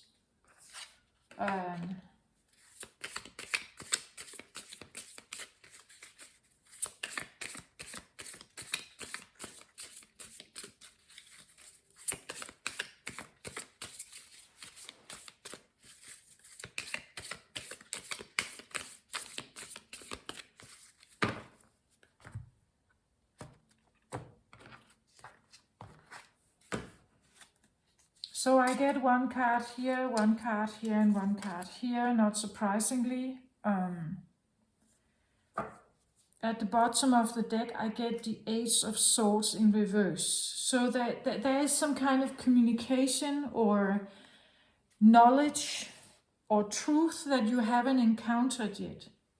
Maybe a voice, because air is about communication or words, or maybe there's something you can't hear. You don't want to hear. Maybe you don't want to hear the voices.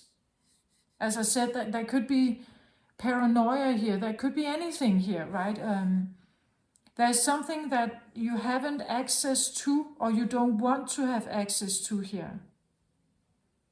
Ace of Swords talks about new beginnings of communication, or regaining them, or starting a new perception, maybe a new knowledge. Maybe the epiphany or the stuff that you will encounter is something you're not ready for yet. Maybe you're not ready for it.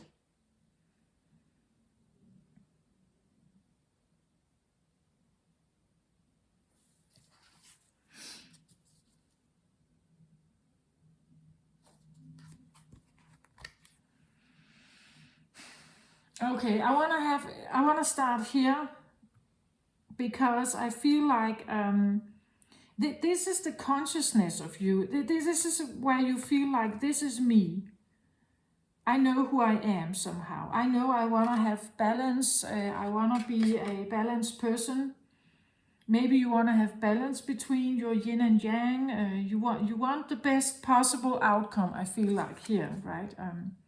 Page of Pentacles reversed. I'm just going to show you an upright here.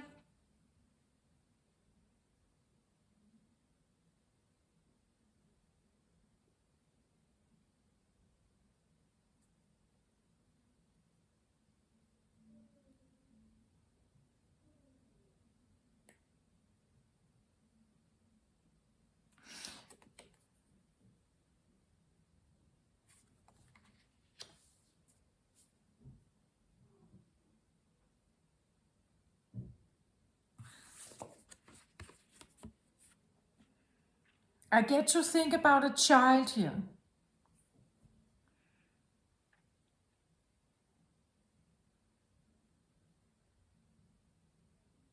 So either this is a child you have in mind, or a younger person, someone who may have reached the age of adulthood, but may be not mature. It could be your own child, it could be your inner child. But I get the feeling you are quite aware of it. You know this. And you want to balance it. You want your inner child. Well, in this case, we talk about a child who feels very unsafe. Pentacles is usually about the more tangible stuff in life.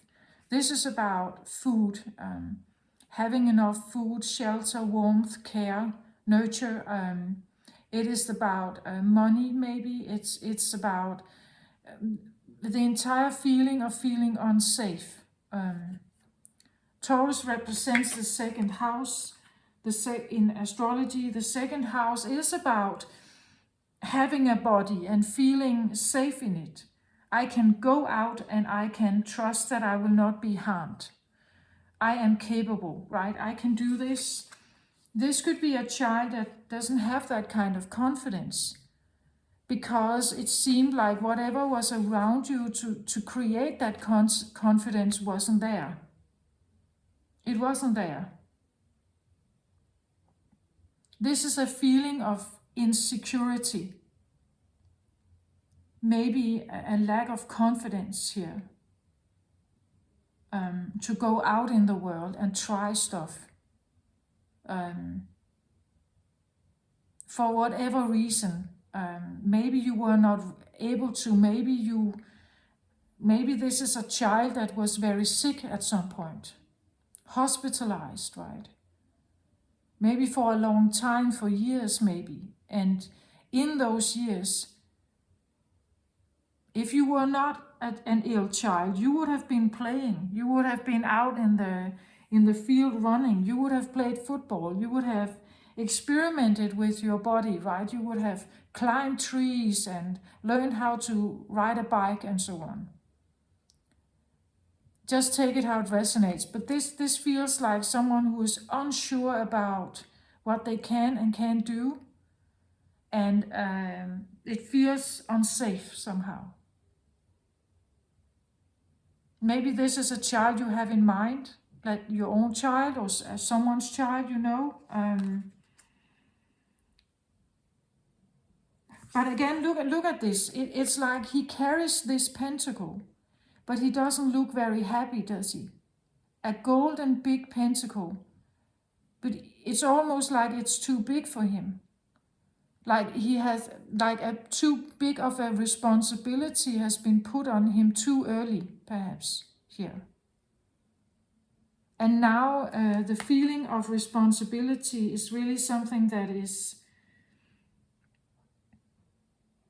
and that could be the abyss, right? Facing responsibility, facing to take actually care of yourself, detox your world, your body and everything. If like it's too much to ask me to do here, right? Like I'm carrying too much of as responsibility here. He doesn't look very happy, I think. It's a nice and shining pentacle, but it's almost like I'm not fit for this job. I can't do this. I don't feel happy here.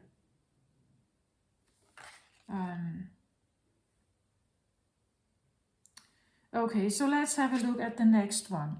Another reversal card, Two of Wands in reverse. Two of Wands in reverse. Well, here we talk about, upright, we talk about that you have choices. You can go either way. You can go one way or the other. You can even see a brighter, more shiny wand than the other, maybe. This is where you have the feeling that I can choose. I have figured out which one I like best. So there's something about what you like, what you want, what you yearn for, what you would like to have. Wands energy can be about will. Maybe I want this more than this. This light is kind of shining over here, right? But then we see there's like a stallion here in between. And I can't seem to ignore the atlas here on this one as well. Maybe there has been a father here standing in the midst of your choices. Maybe you were not allowed to have choice. It was reversed, right? Maybe you couldn't make the choice you would like. He kind of stood there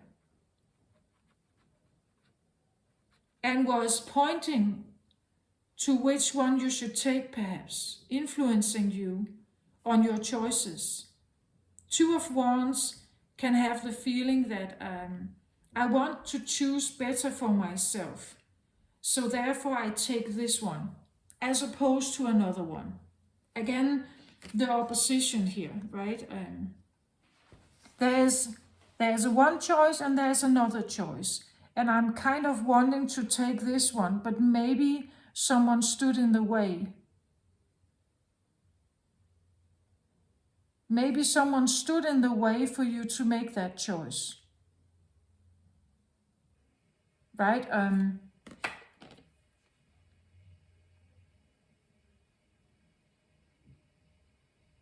There could be oppositional poles here that kind of, and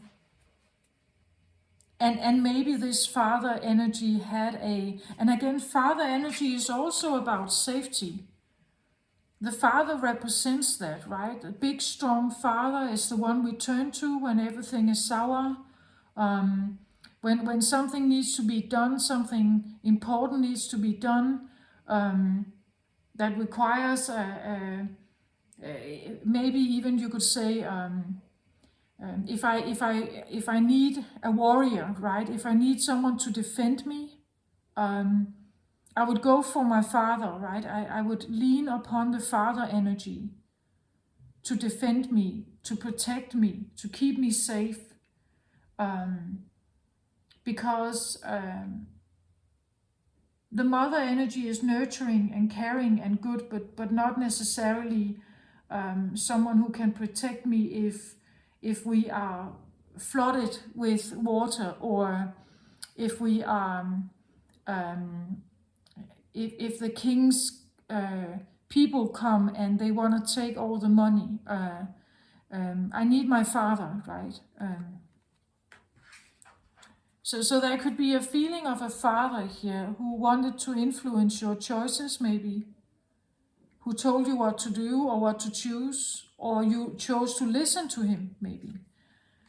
But in that process, you didn't learn how to make your own decisions.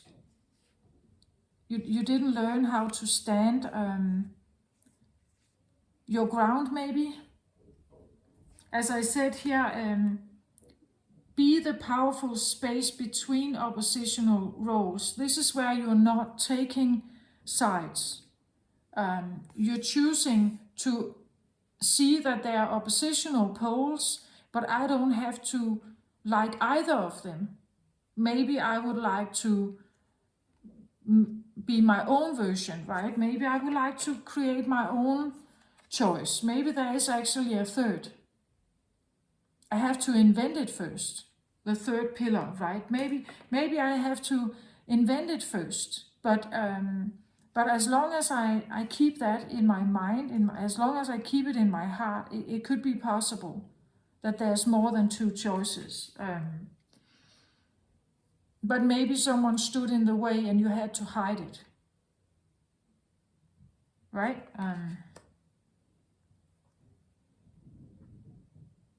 So when you were standing and you had to make a choice and use your so-called free will, it probably wasn't free because it was influenced by someone here. And what you really wanted to do, to choose the third pillar, you couldn't.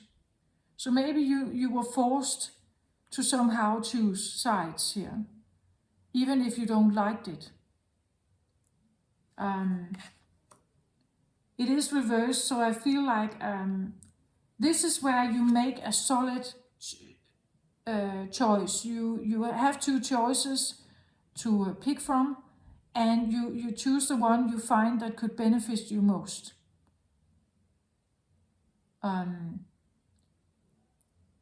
And there should be no problem with that. But when it's reversed, there is a problem with choosing what you actually want to choose. And this is typically scapegoat. Typical scapegoat energy. Usually we don't know what we want because we have been accustomed to accommodate others before ourselves. We don't really know what we want. That could also be what this is. You don't really know what your voice is. You don't really know what you actually want. You don't even know how to speak up, perhaps. Next card out. Another reverse card here. King of Swords reversed. Yeah. As I said, the King of Swords here is someone who is standing their ground. They can be a bit stoic. They are quite intelligent. They know what they want. They stand their ground. They're wise. They are knowledgeable. They are.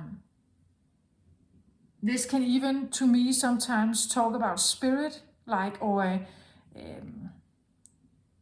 someone. As I said, there could be something about. Purify yourself back to the original voice, to your original voice, right? And someone who's wearing a crown here. Someone who's not afraid of wearing it. Speaking his mind, speaking his truth, knowing who he is. Right? He can come across a bit metallic, as we see here, a bit emotionless sometimes. But he's usually quite honest, quite to the point, authentic. This is not necessarily someone who small talks. This one is putting out their opinion to the point. no small talk, right? It's like they bring what they have. That's their purpose. That's what they want. They don't want to waste their time talking back and forth. This is my opinion. This is what I stand for. This is what my word. If you don't like it, well, just too bad. This is who I am, right? He wouldn't like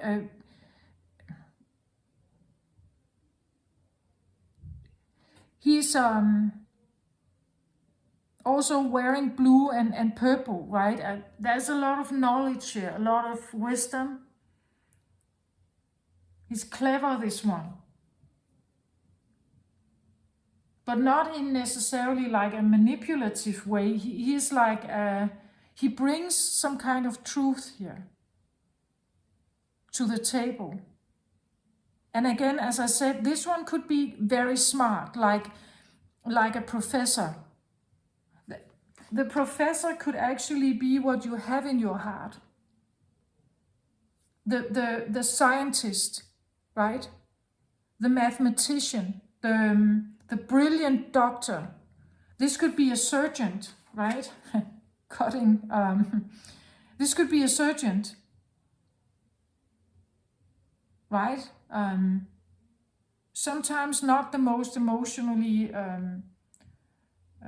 understanding people, but they get the job done, right? They get the job done that people may not like, or that other people cannot do, right? They're intelligent, they know a lot about the physical body maybe, right? You take it how it resonates here, but there's something here that is, he can be very blunt. He can speak even if it hurts others, to hear what truth he's saying.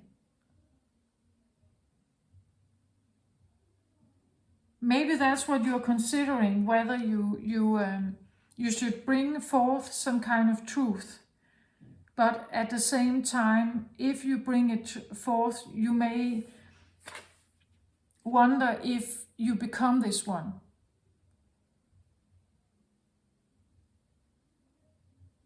That if I open this Pandora's box, I will not be able to stop myself, right? I will speak my truth. They will get everything. Everything I know, they will get it right in their face. And I know I will not be able to stop myself. When I open my mouth here, I will not be able to stop myself. And maybe I'm saying something I will regret later. I will say something that is emotionless. I will not consider their feelings. I actually will not care. He could be someone who doesn't really care.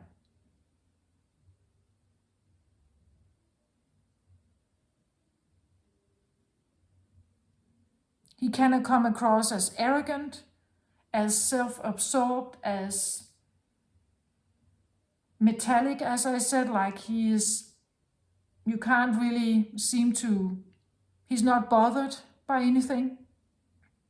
He doesn't care what you think. He can seem a bit ruthless, stoic, but he will always be honest. He will always be authentic. He will tell you the truth, even if you don't like it. He will not lie to you. He came out in reversed, which changes this a lot. Reversed, he could be a liar. He could be someone untrustworthy. He will still be stoic, metallic, as I said, someone who is not giving in. They don't really care about what you feel about them. This could be someone who's not accommodating at all. He may lie to you. He may, well, not be trustworthy.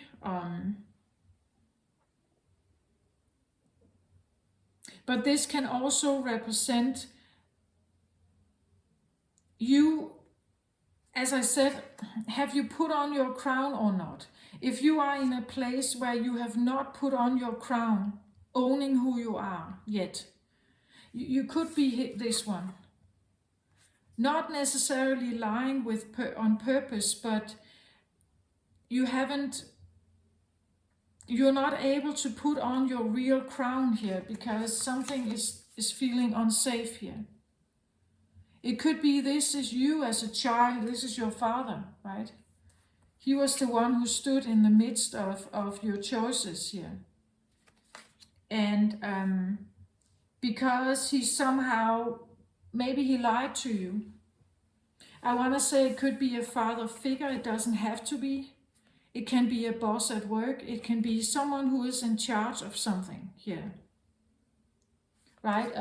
Maybe they promised you something and it never turned out to come into fruition. They influence some of your choices here, and you didn't get to safety. You didn't get to feel safe by it. Whatever happened here, you didn't get to feel safe by that. Maybe you were forced to make a really difficult decision here.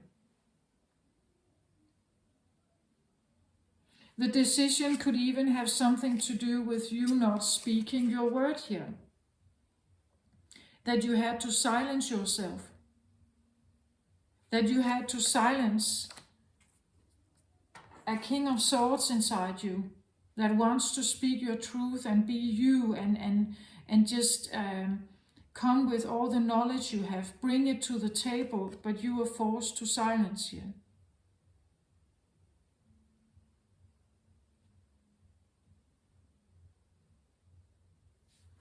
You get my point? Like the voice here. You couldn't speak your truth. You couldn't rely on the people around you, I feel like. Again, there's something about the doctrine or some kind of belief.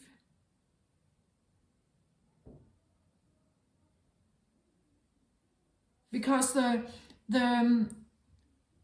intention behind it, I believe that those people here, if this is your father and mother, I believe that their intentions behind it were probably good.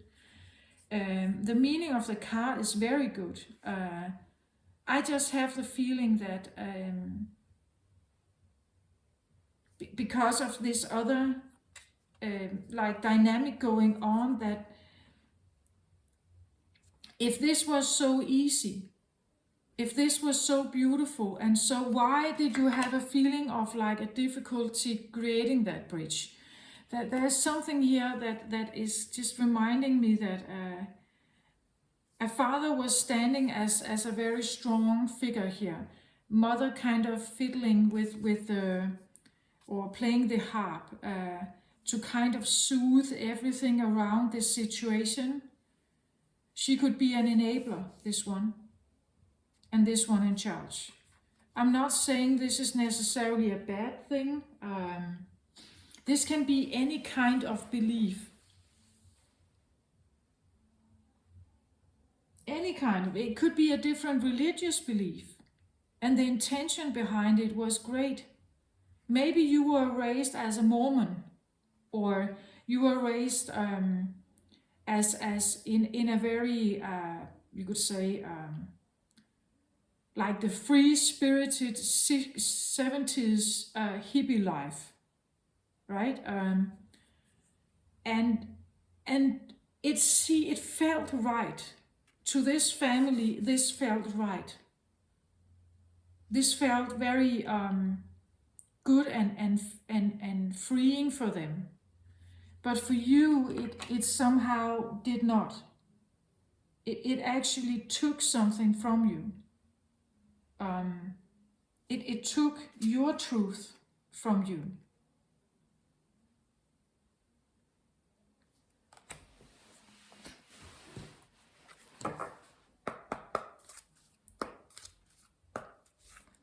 Can I have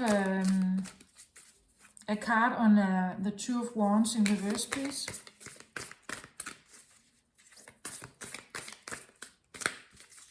There's one card I didn't get in the deck. It was still on the table. Let's have a look at that. The Ark of the Covenant. Yeah, this has been coming up before. This is something we treasure. The Ark of the Covenant. This always comes up for me with something we covet. Something that is precious. Something that is...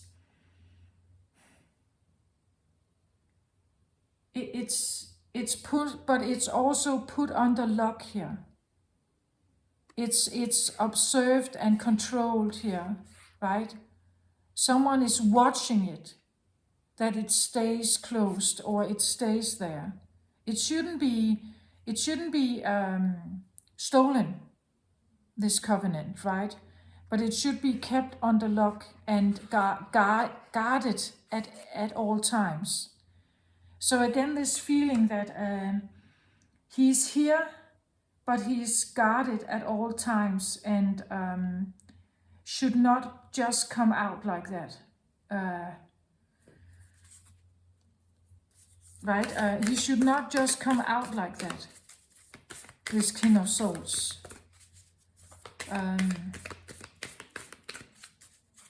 Maybe you are guarding it inside you. This King of Swords wants to speak, right, but couldn't speak. Couldn't speak. Was not allowed to, maybe here.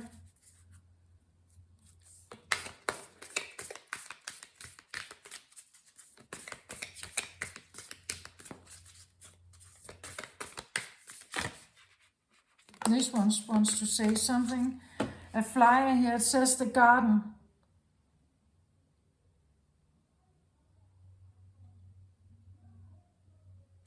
So the garden, we see two children. She's very occupied with the flowers here, or with the butterfly. And he's kind of doing something else. It looks a little bit like he's aiming towards something.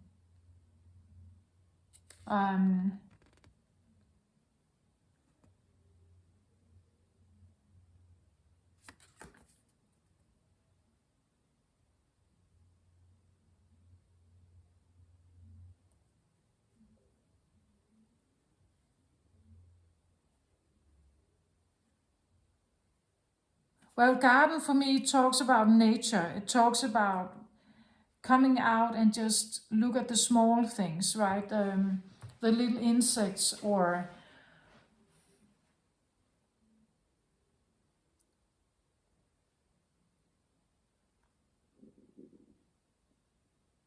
there's something about the space, like the space between stuff or matter.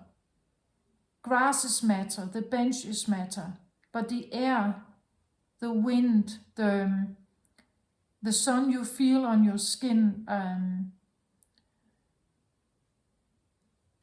because it says here, be the powerful space between opposite poles. So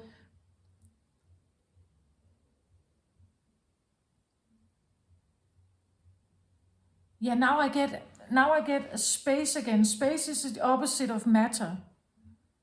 So when you are in your apartment, how much stuff do you have? Or in your house, how much stuff, matter, do you have? And how much space do you have? Where there's nothing, where there's only air. Where there's transparency, right? The more stuff you keep, the less air you have. The density of our furniture and everything presses out air, right?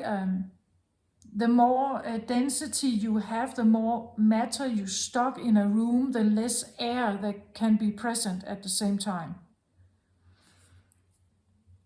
The garden, it tells me something about get out, get fresh air, breathe, feel the sun, feel the slight breeze or the rain, feel the maybe even stormy weather. Listen to the wind, get in tune with what's in between.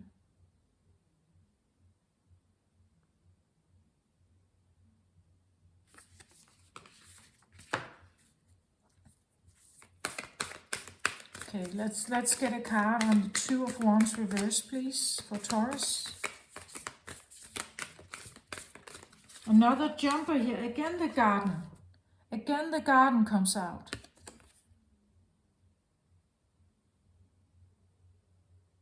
What is it about this garden? The Garden of Eden, the Garden of...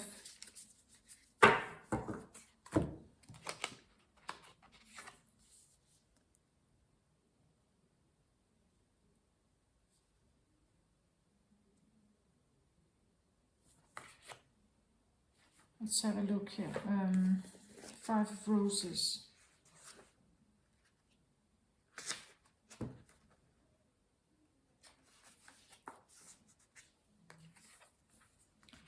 Two children play in the sunny, lush green garden. A boy shoots a slingshot, while a girl next to him watches a butterfly in the flowers with a magnifying glass. If children aren't part of your life already, this card could show their arrival. It also could indicate that your children, even adult children, could become more of a focus for you. They may have some concerns of their own, but even so, opportunities for things to mend come easily right now. There also may be real change and benefit for one of your children who has made a special effort recently. This is very adventurous time for the children around you. Enjoy it and help them enjoy it too. Yeah. I feel like there could be something on your mind here, perhaps. Maybe you...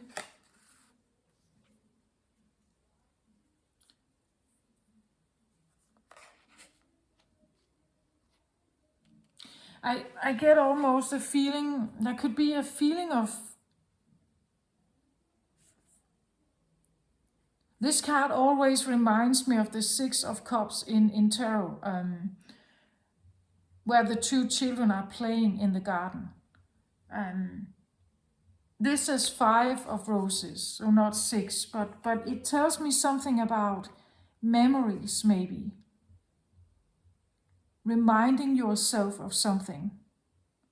Your own childhood, but it could also be with, well, maybe a parent. Or if you are the parent, maybe you remember something about your own children here.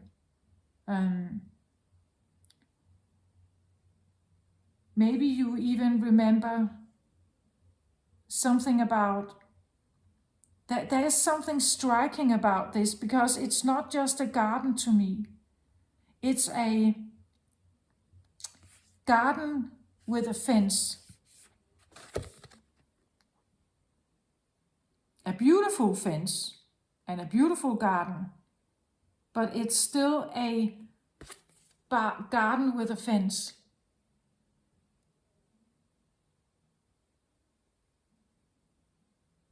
Something tells me it's like, yeah, you go and have fun in this garden, our garden. But don't go outside the garden. A little bit like Adam and Eve, right? You can go and have fun in the Garden of Eden, but don't pick the apple, right? You don't want to be outside the garden. What is outside here, you don't want to. You want to deal with that. That wilderness out here, you don't want. We want this clean, beautiful, neatly garden here. Whatever's out here, we don't want that mess. And again, something about your choices, who you chose to play with, what activities you were in. Certain activities were maybe not allowed, right? So you had to keep it precious. You had to hide it, perhaps. But some things you could do and something you couldn't do, right? If you are within our garden and you play there and you do what we like you to do inside that garden, then it's great. It could even talk about kindergarten, which is usually also kind of with a fence around it. Maybe something happened here with your choices here, your free will, right? That maybe it wasn't safe for you to speak up here, use your voice. Maybe it wasn't safe to say, I don't want this, or I want to go home. This could even represent, as I said, something is standing in your way. Maybe that's the fence, right? The feeling of a fence, a person, perhaps here. And maybe they did this with the best of intentions, like because this represents their beliefs, right? Maybe they felt this was the right thing to do. But it did something to you. It did something to you. It stood in the way of your choices here.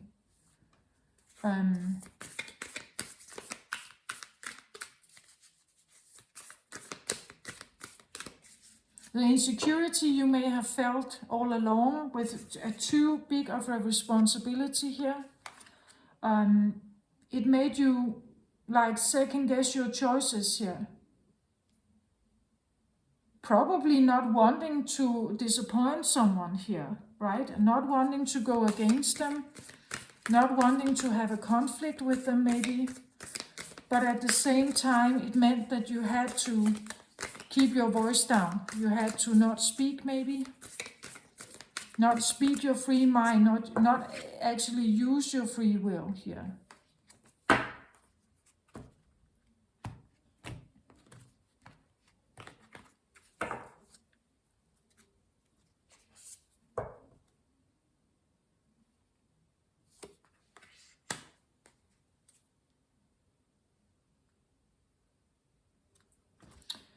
So, it says here the master artisan or artisan. Artist. Isn't that like weapons or...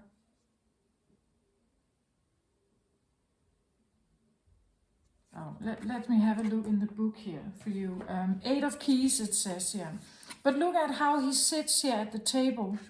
And then we have someone instructing him to do something here or giving him something. He sits here like it seems like others in the background, they sit there.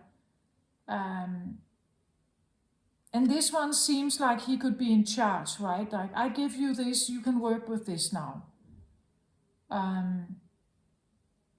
But there is something about him standing, him sitting. Something about I am above you and you are just a worker here, perhaps, right? Artisan. Oh, let me have a look in the book. If I just had the feeling of like weapons, or maybe not weapons as in like firearms, but it could be, words can be a weapon, right? Like a dogma, a teaching can be like a weapon. And indoctrination can be like a weapon. Someone giving it to another family member or some kind of pressure could be put upon someone else.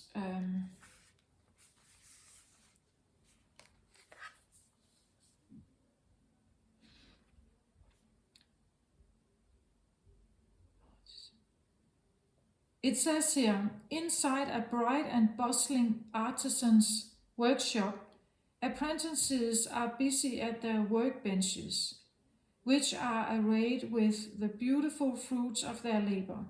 The master artisan pours a number of beautiful shining gems into the open hands of one of his apprentices. This card indicates that you now have the opportunity to offer your talents, your purpose, and your gift to the world, making a contribution to many. Don't be shy and don't hold back what you have to share. It's not the time to hide your light under a basket. As a matter of fact, you may now find yourself teaching or training your skill set to others. You may also be demonstrating your gifts and performing your talents publicly. Even if your gifts lie in the ability for loving, compassionate care, you will be sharing those gifts with others. In this period of time, you can build your reputation and take advantage of your opportunities that come your way. So take action, put yourself out there, and let yourself shine. There is much beauty and empowerment for you to bring to the world. Close your eyes and feel yourself filled with all of the gifts you have to share with the world. Sense those energies pour through your heart and mind and out to the people around you. Feel the ease of this sharing. You cannot be drained, for all that you give flows back to you unceasingly. To create return, do this sharing frequently. I took this as a clarifier of the Two of Wands in reverse, so this is what I feel like actually happened. I feel like someone influenced your choice of maybe education. They influenced what kind of work you should pursue, or even go in their footsteps, maybe. Follow their footsteps, or follow their teaching, follow their beliefs. And they gave you gems for it. Maybe you were kind of, instead of love, perhaps you got gifts, right? And this is how someone knows the world. This is how they are in the world. They don't know how to do any different. When you do as what pleases them, you become an apprentice of their belief system, of their dogma, of their teaching. You get rewarded, I feel like here. You get rewarded maybe in gems, right? And maybe you have all your life here. He's carrying a big one, even if he was not ready for it. This is not what he wanted, I think. Maybe he wanted a hug instead, right? But maybe you were up against someone, a master here. Someone who was very skilled at what they did. You became an apprentice. Whatever this is. It could even be someone who, let's say, this is they just wanted you to do as they do. They wanted you to follow their footsteps. But you were not given a free choice of which footstep to follow, right? You were not given that choice. They expected you to stay within the garden, within the garden, within the family, within the town, maybe. You stay close. You have to stay here with me somehow. I reward you if you do that. If you are loyal to me, to the garden we have created, if you stay within the fence, I reward you here. But I feel like you should have been going another way, right? Therefore you kept your mouth shut here. You should have been going another way. You had to keep your truth covenant covered. You had to cover it. To cover it up, you had to keep it safe, hide it, keep it under lock and guard here. You couldn't speak your truth here. What your dogma was, what your teaching was, what your beliefs was. You had to keep it silent somehow. It says here, purify your surroundings, but I almost want to say purify you from your surroundings.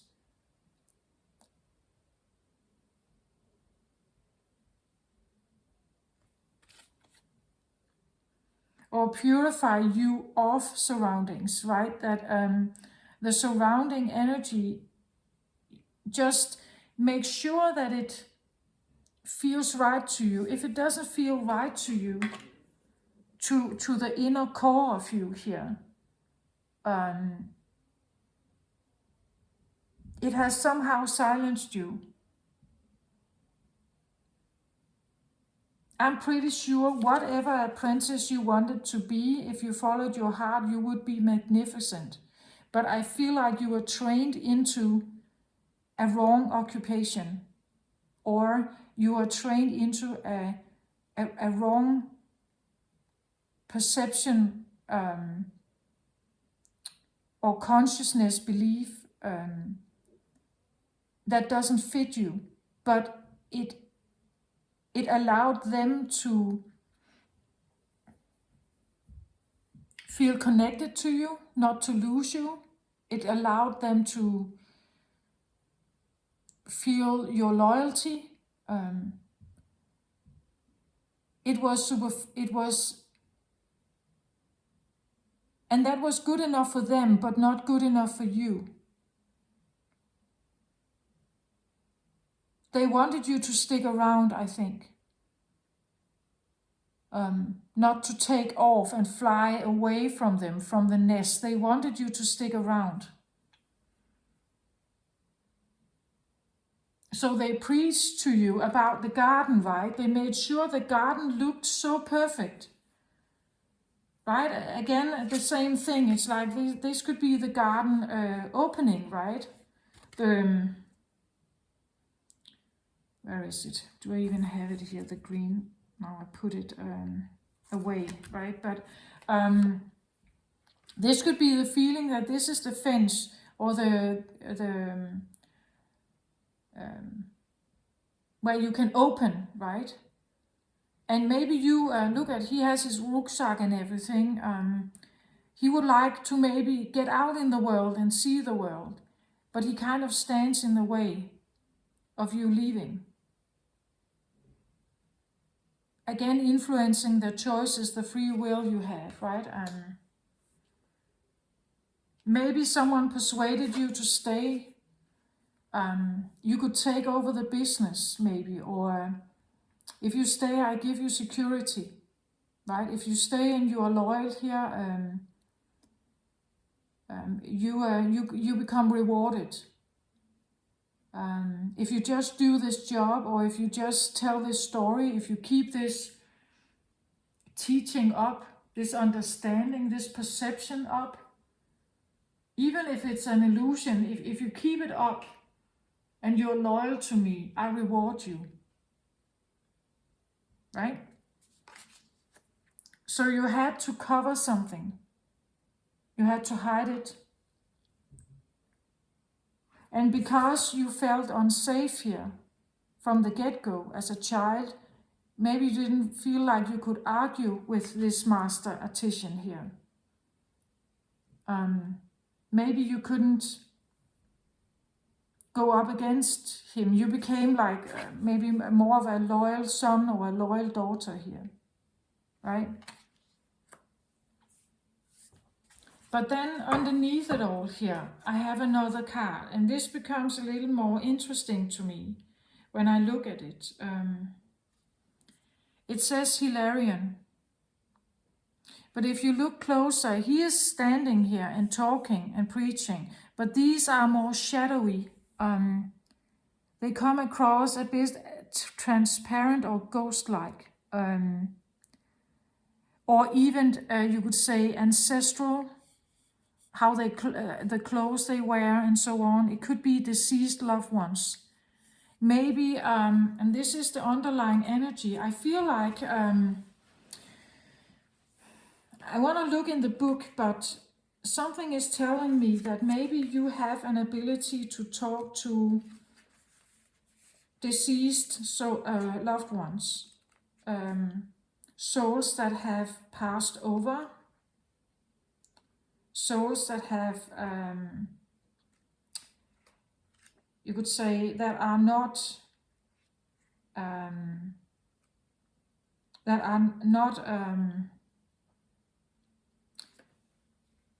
well, they are not alive anymore. Look at the child here, down here. How shadowy it is. Can you see it? It looks like a ghost somehow. So I'm trying to find the right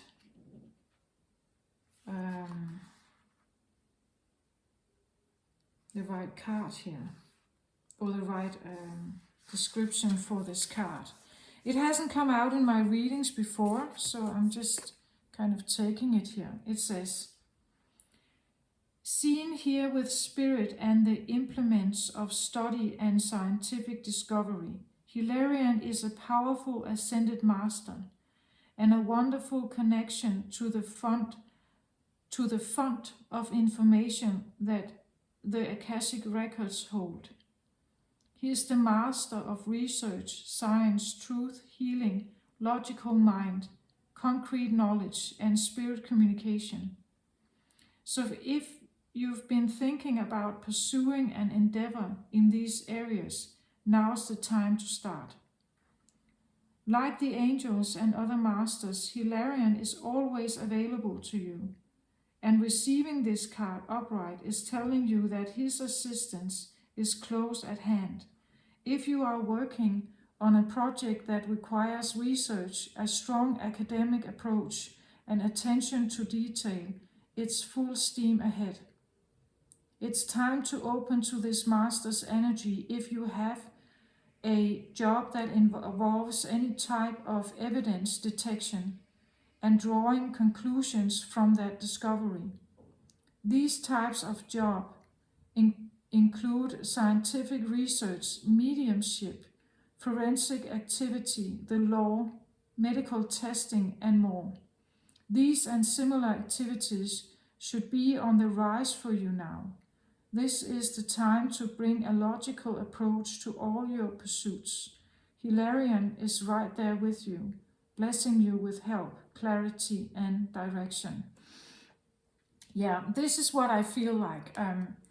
Hilarion and the King of Swords here. This is the same.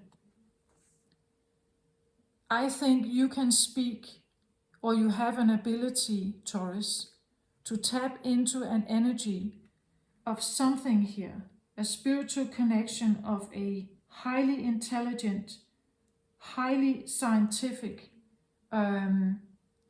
mastery or knowledge, strongly academic research. Hilarion is a researcher. That's why he has such evidence, so much knowledge here. I believe that you can do that. This doesn't come up by accident. You have the ability to tap into maybe ancestry, all kinds of scientific, mathematical, I said it already, didn't I? Yeah, strong academic pursuits, details, evidence detection, drawing conclusions from that discovery, scientific research, mediumship, forensic activities, law, medical testing, math. I said that already, some of that, right? These and similar activities should be on the rise for you now. This is the one you have inside you here, I think. But I want to say again, here we have a researcher. And this researcher is highly skilled.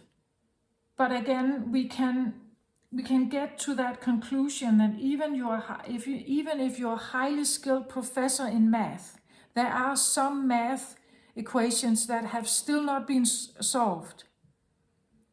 So there could be this feeling that I could get lost in this. What if I lose myself in this? What if I start talking with the dead? What if I find myself walking down the street, I speak to dead people here, or I speak to, again,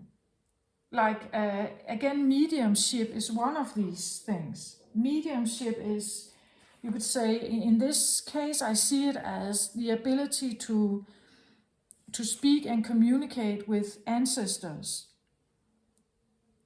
Or you could say you can be someone who can connect to the dead. You can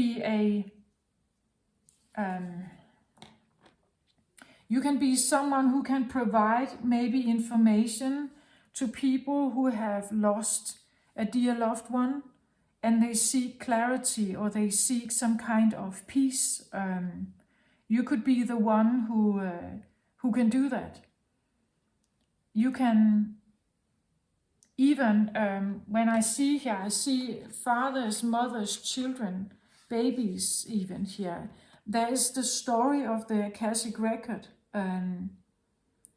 It seems like there is an ability for you, if you choose to, maybe walk away from a job or a life path that you once chose, or you were forced into choosing, or you felt like you couldn't choose differently. You were not ready to choose differently. If you choose differently now, you could have some abilities here. Abilities that can help people, I think.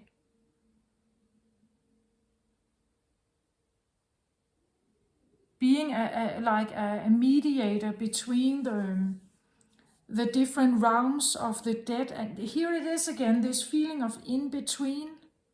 Like in between. It could even be that, as I say, when you are in between, when you are not fully awake and not fully asleep, this is maybe where you have contact with something here. If you are in meditation or in hypnosis or similar, like an in-between state, this is where you have a contact with something.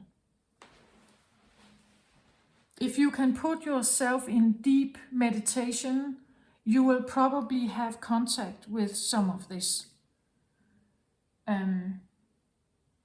That is the powerful space, I think, that this card talks about. Be the powerful space between opposite poles. When you are in this is where the wings become real. This is where you can maybe astral travel. This is where you can visit maybe, I don't know, other realms, or you get access to some kind of knowledge that I think that you have always had this. Like you have had lifetimes where you were that clever, where you were that one. That's why the crown is here. As I said, it's like you need to put your crown on and own that this is you. That you have this, right? You have an ability here. You know something. Maybe it's even something where you can detect lineage woundings, maybe lineage stuff. You can connect with guides around people and tell them something about their history line, their lines of it's like if someone wants to know something about their heritage, they find old pictures, they find birth certificates, they look online, they research. But I think you have an ability to tap into a source where this becomes available to you. Like you have a helper here who is maybe can feed you with information. But if this is the book of record, it almost feels like it's endless, like it keeps going, like there is no end of the abyss. Right? It keeps going. You can find more and more and more. If we talk about you have been researching your own past lives or something, they have keep feeding. This energy has been keeping feeding you with information, because there is more. There are more lives. There are more to discover. But it may feel endless, right? It may feel that you never really get to the bottom of everything. Maybe it's because you haven't gotten to the bottom yet. It could be that maybe I can't rely on this. Maybe you feel you doubt this. You have been protecting it here because it has value to the world, but it's not something you have. Opening this up is not taken lightly. Maybe it feels like a betrayal. That if I do this, I go against this strong Christian belief that I have, or Catholic belief. And if I open up something like that, I would be a witch, right? And then if I'm a witch, I cannot be a good Catholic, maybe, right? I cannot no longer be what I was trained to be here. I can no longer,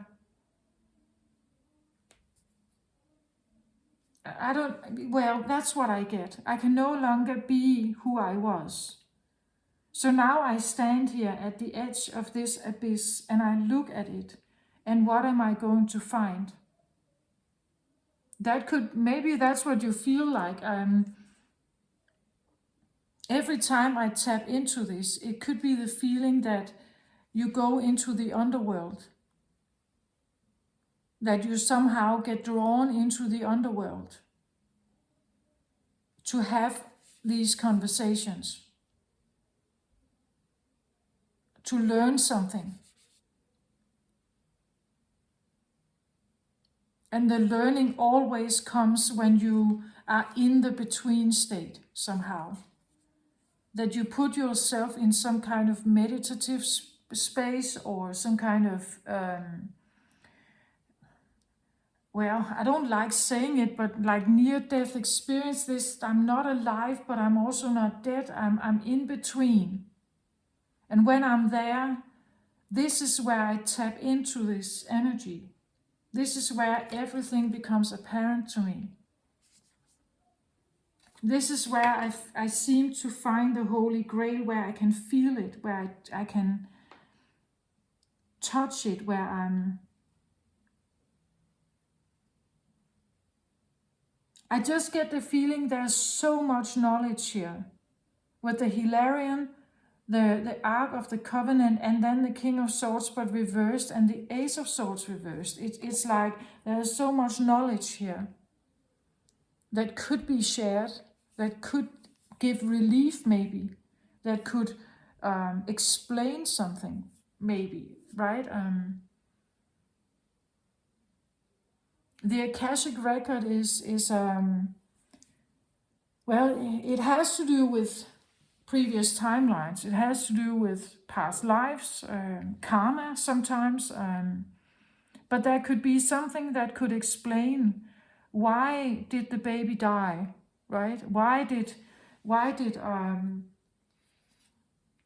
my wife die, or why did my daughter die? What is God's meaning in that, or whatever this is?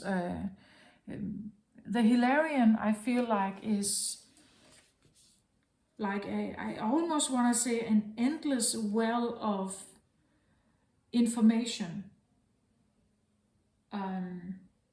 Highly intelligent, highly skilled, proven. I want to say there's a lot of research here, a lot of digging, a lot of detective work. There's also a devotion, right? A devotion with the Hilarion. You can ask him anything here.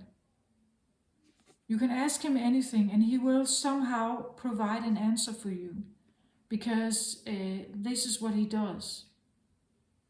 Every riddle you ask him, he will find an answer for you. Every time you find maybe a still stand in your own life, in your own questions, I feel like you can bring it to him. If this is a guide, spiritual guide maybe. Right?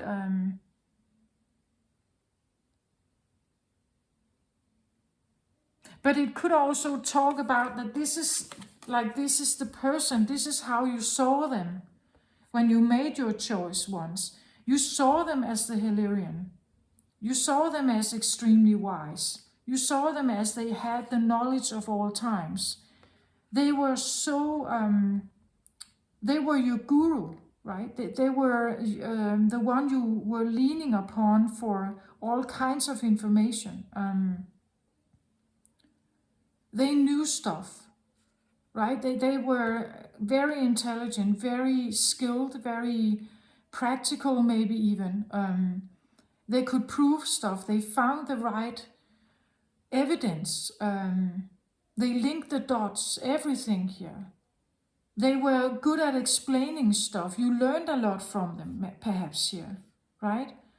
But at the same time,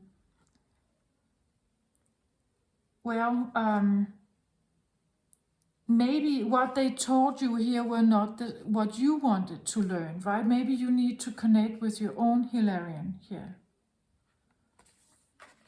Because I believe we all have one, right? And for you, Taurus, I feel like you have a voice here. You have something to say. Maybe this is even talks about something you could do as a child. And this was regarded as shameful, or it was regarded as embarrassing. You were talking about something. Maybe you were like literally talking to people in the room and others couldn't see them. And you were shamed and told, this is nonsense, what are you doing? You could tell stories about people who were died. You could bring this forward. But maybe you were not allowed to. Instead, you were allowed to play within the garden, within something acceptable. Within the garden, you were now accepted, right? Instead of looking for more knowledge, you became maybe someone who was in production here. Maybe you use your skills for something entirely different here. In production and not in like science. So maybe you were put into production and not science. Or not research, or not where you could use your mind skills here, your crown, right?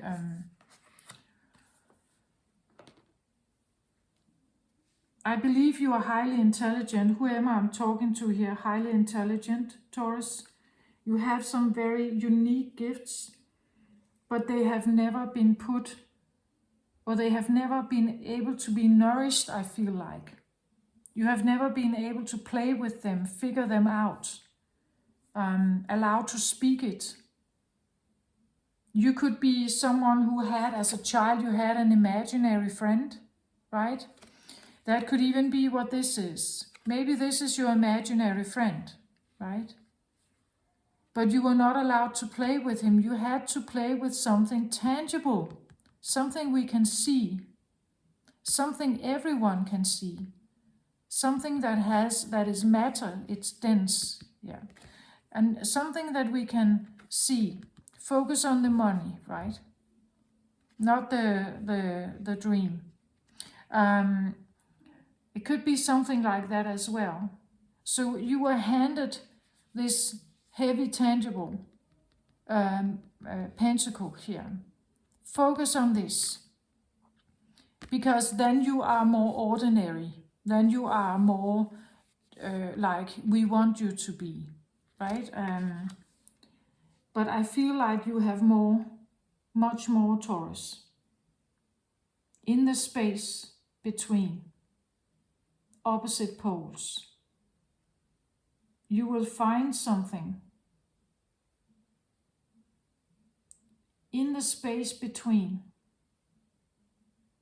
maybe the dead and the alive. In between there, you will be able to access your holy grail or your true talent. That's what I feel like, Taurus. This is what I have for you. I hope this helped you somehow. It's the best I have here for you. So take very good care of yourself out there, Taurus.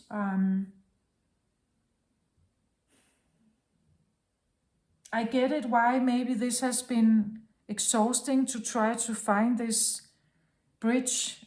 Maybe you felt like it is a no-go. I can never access this.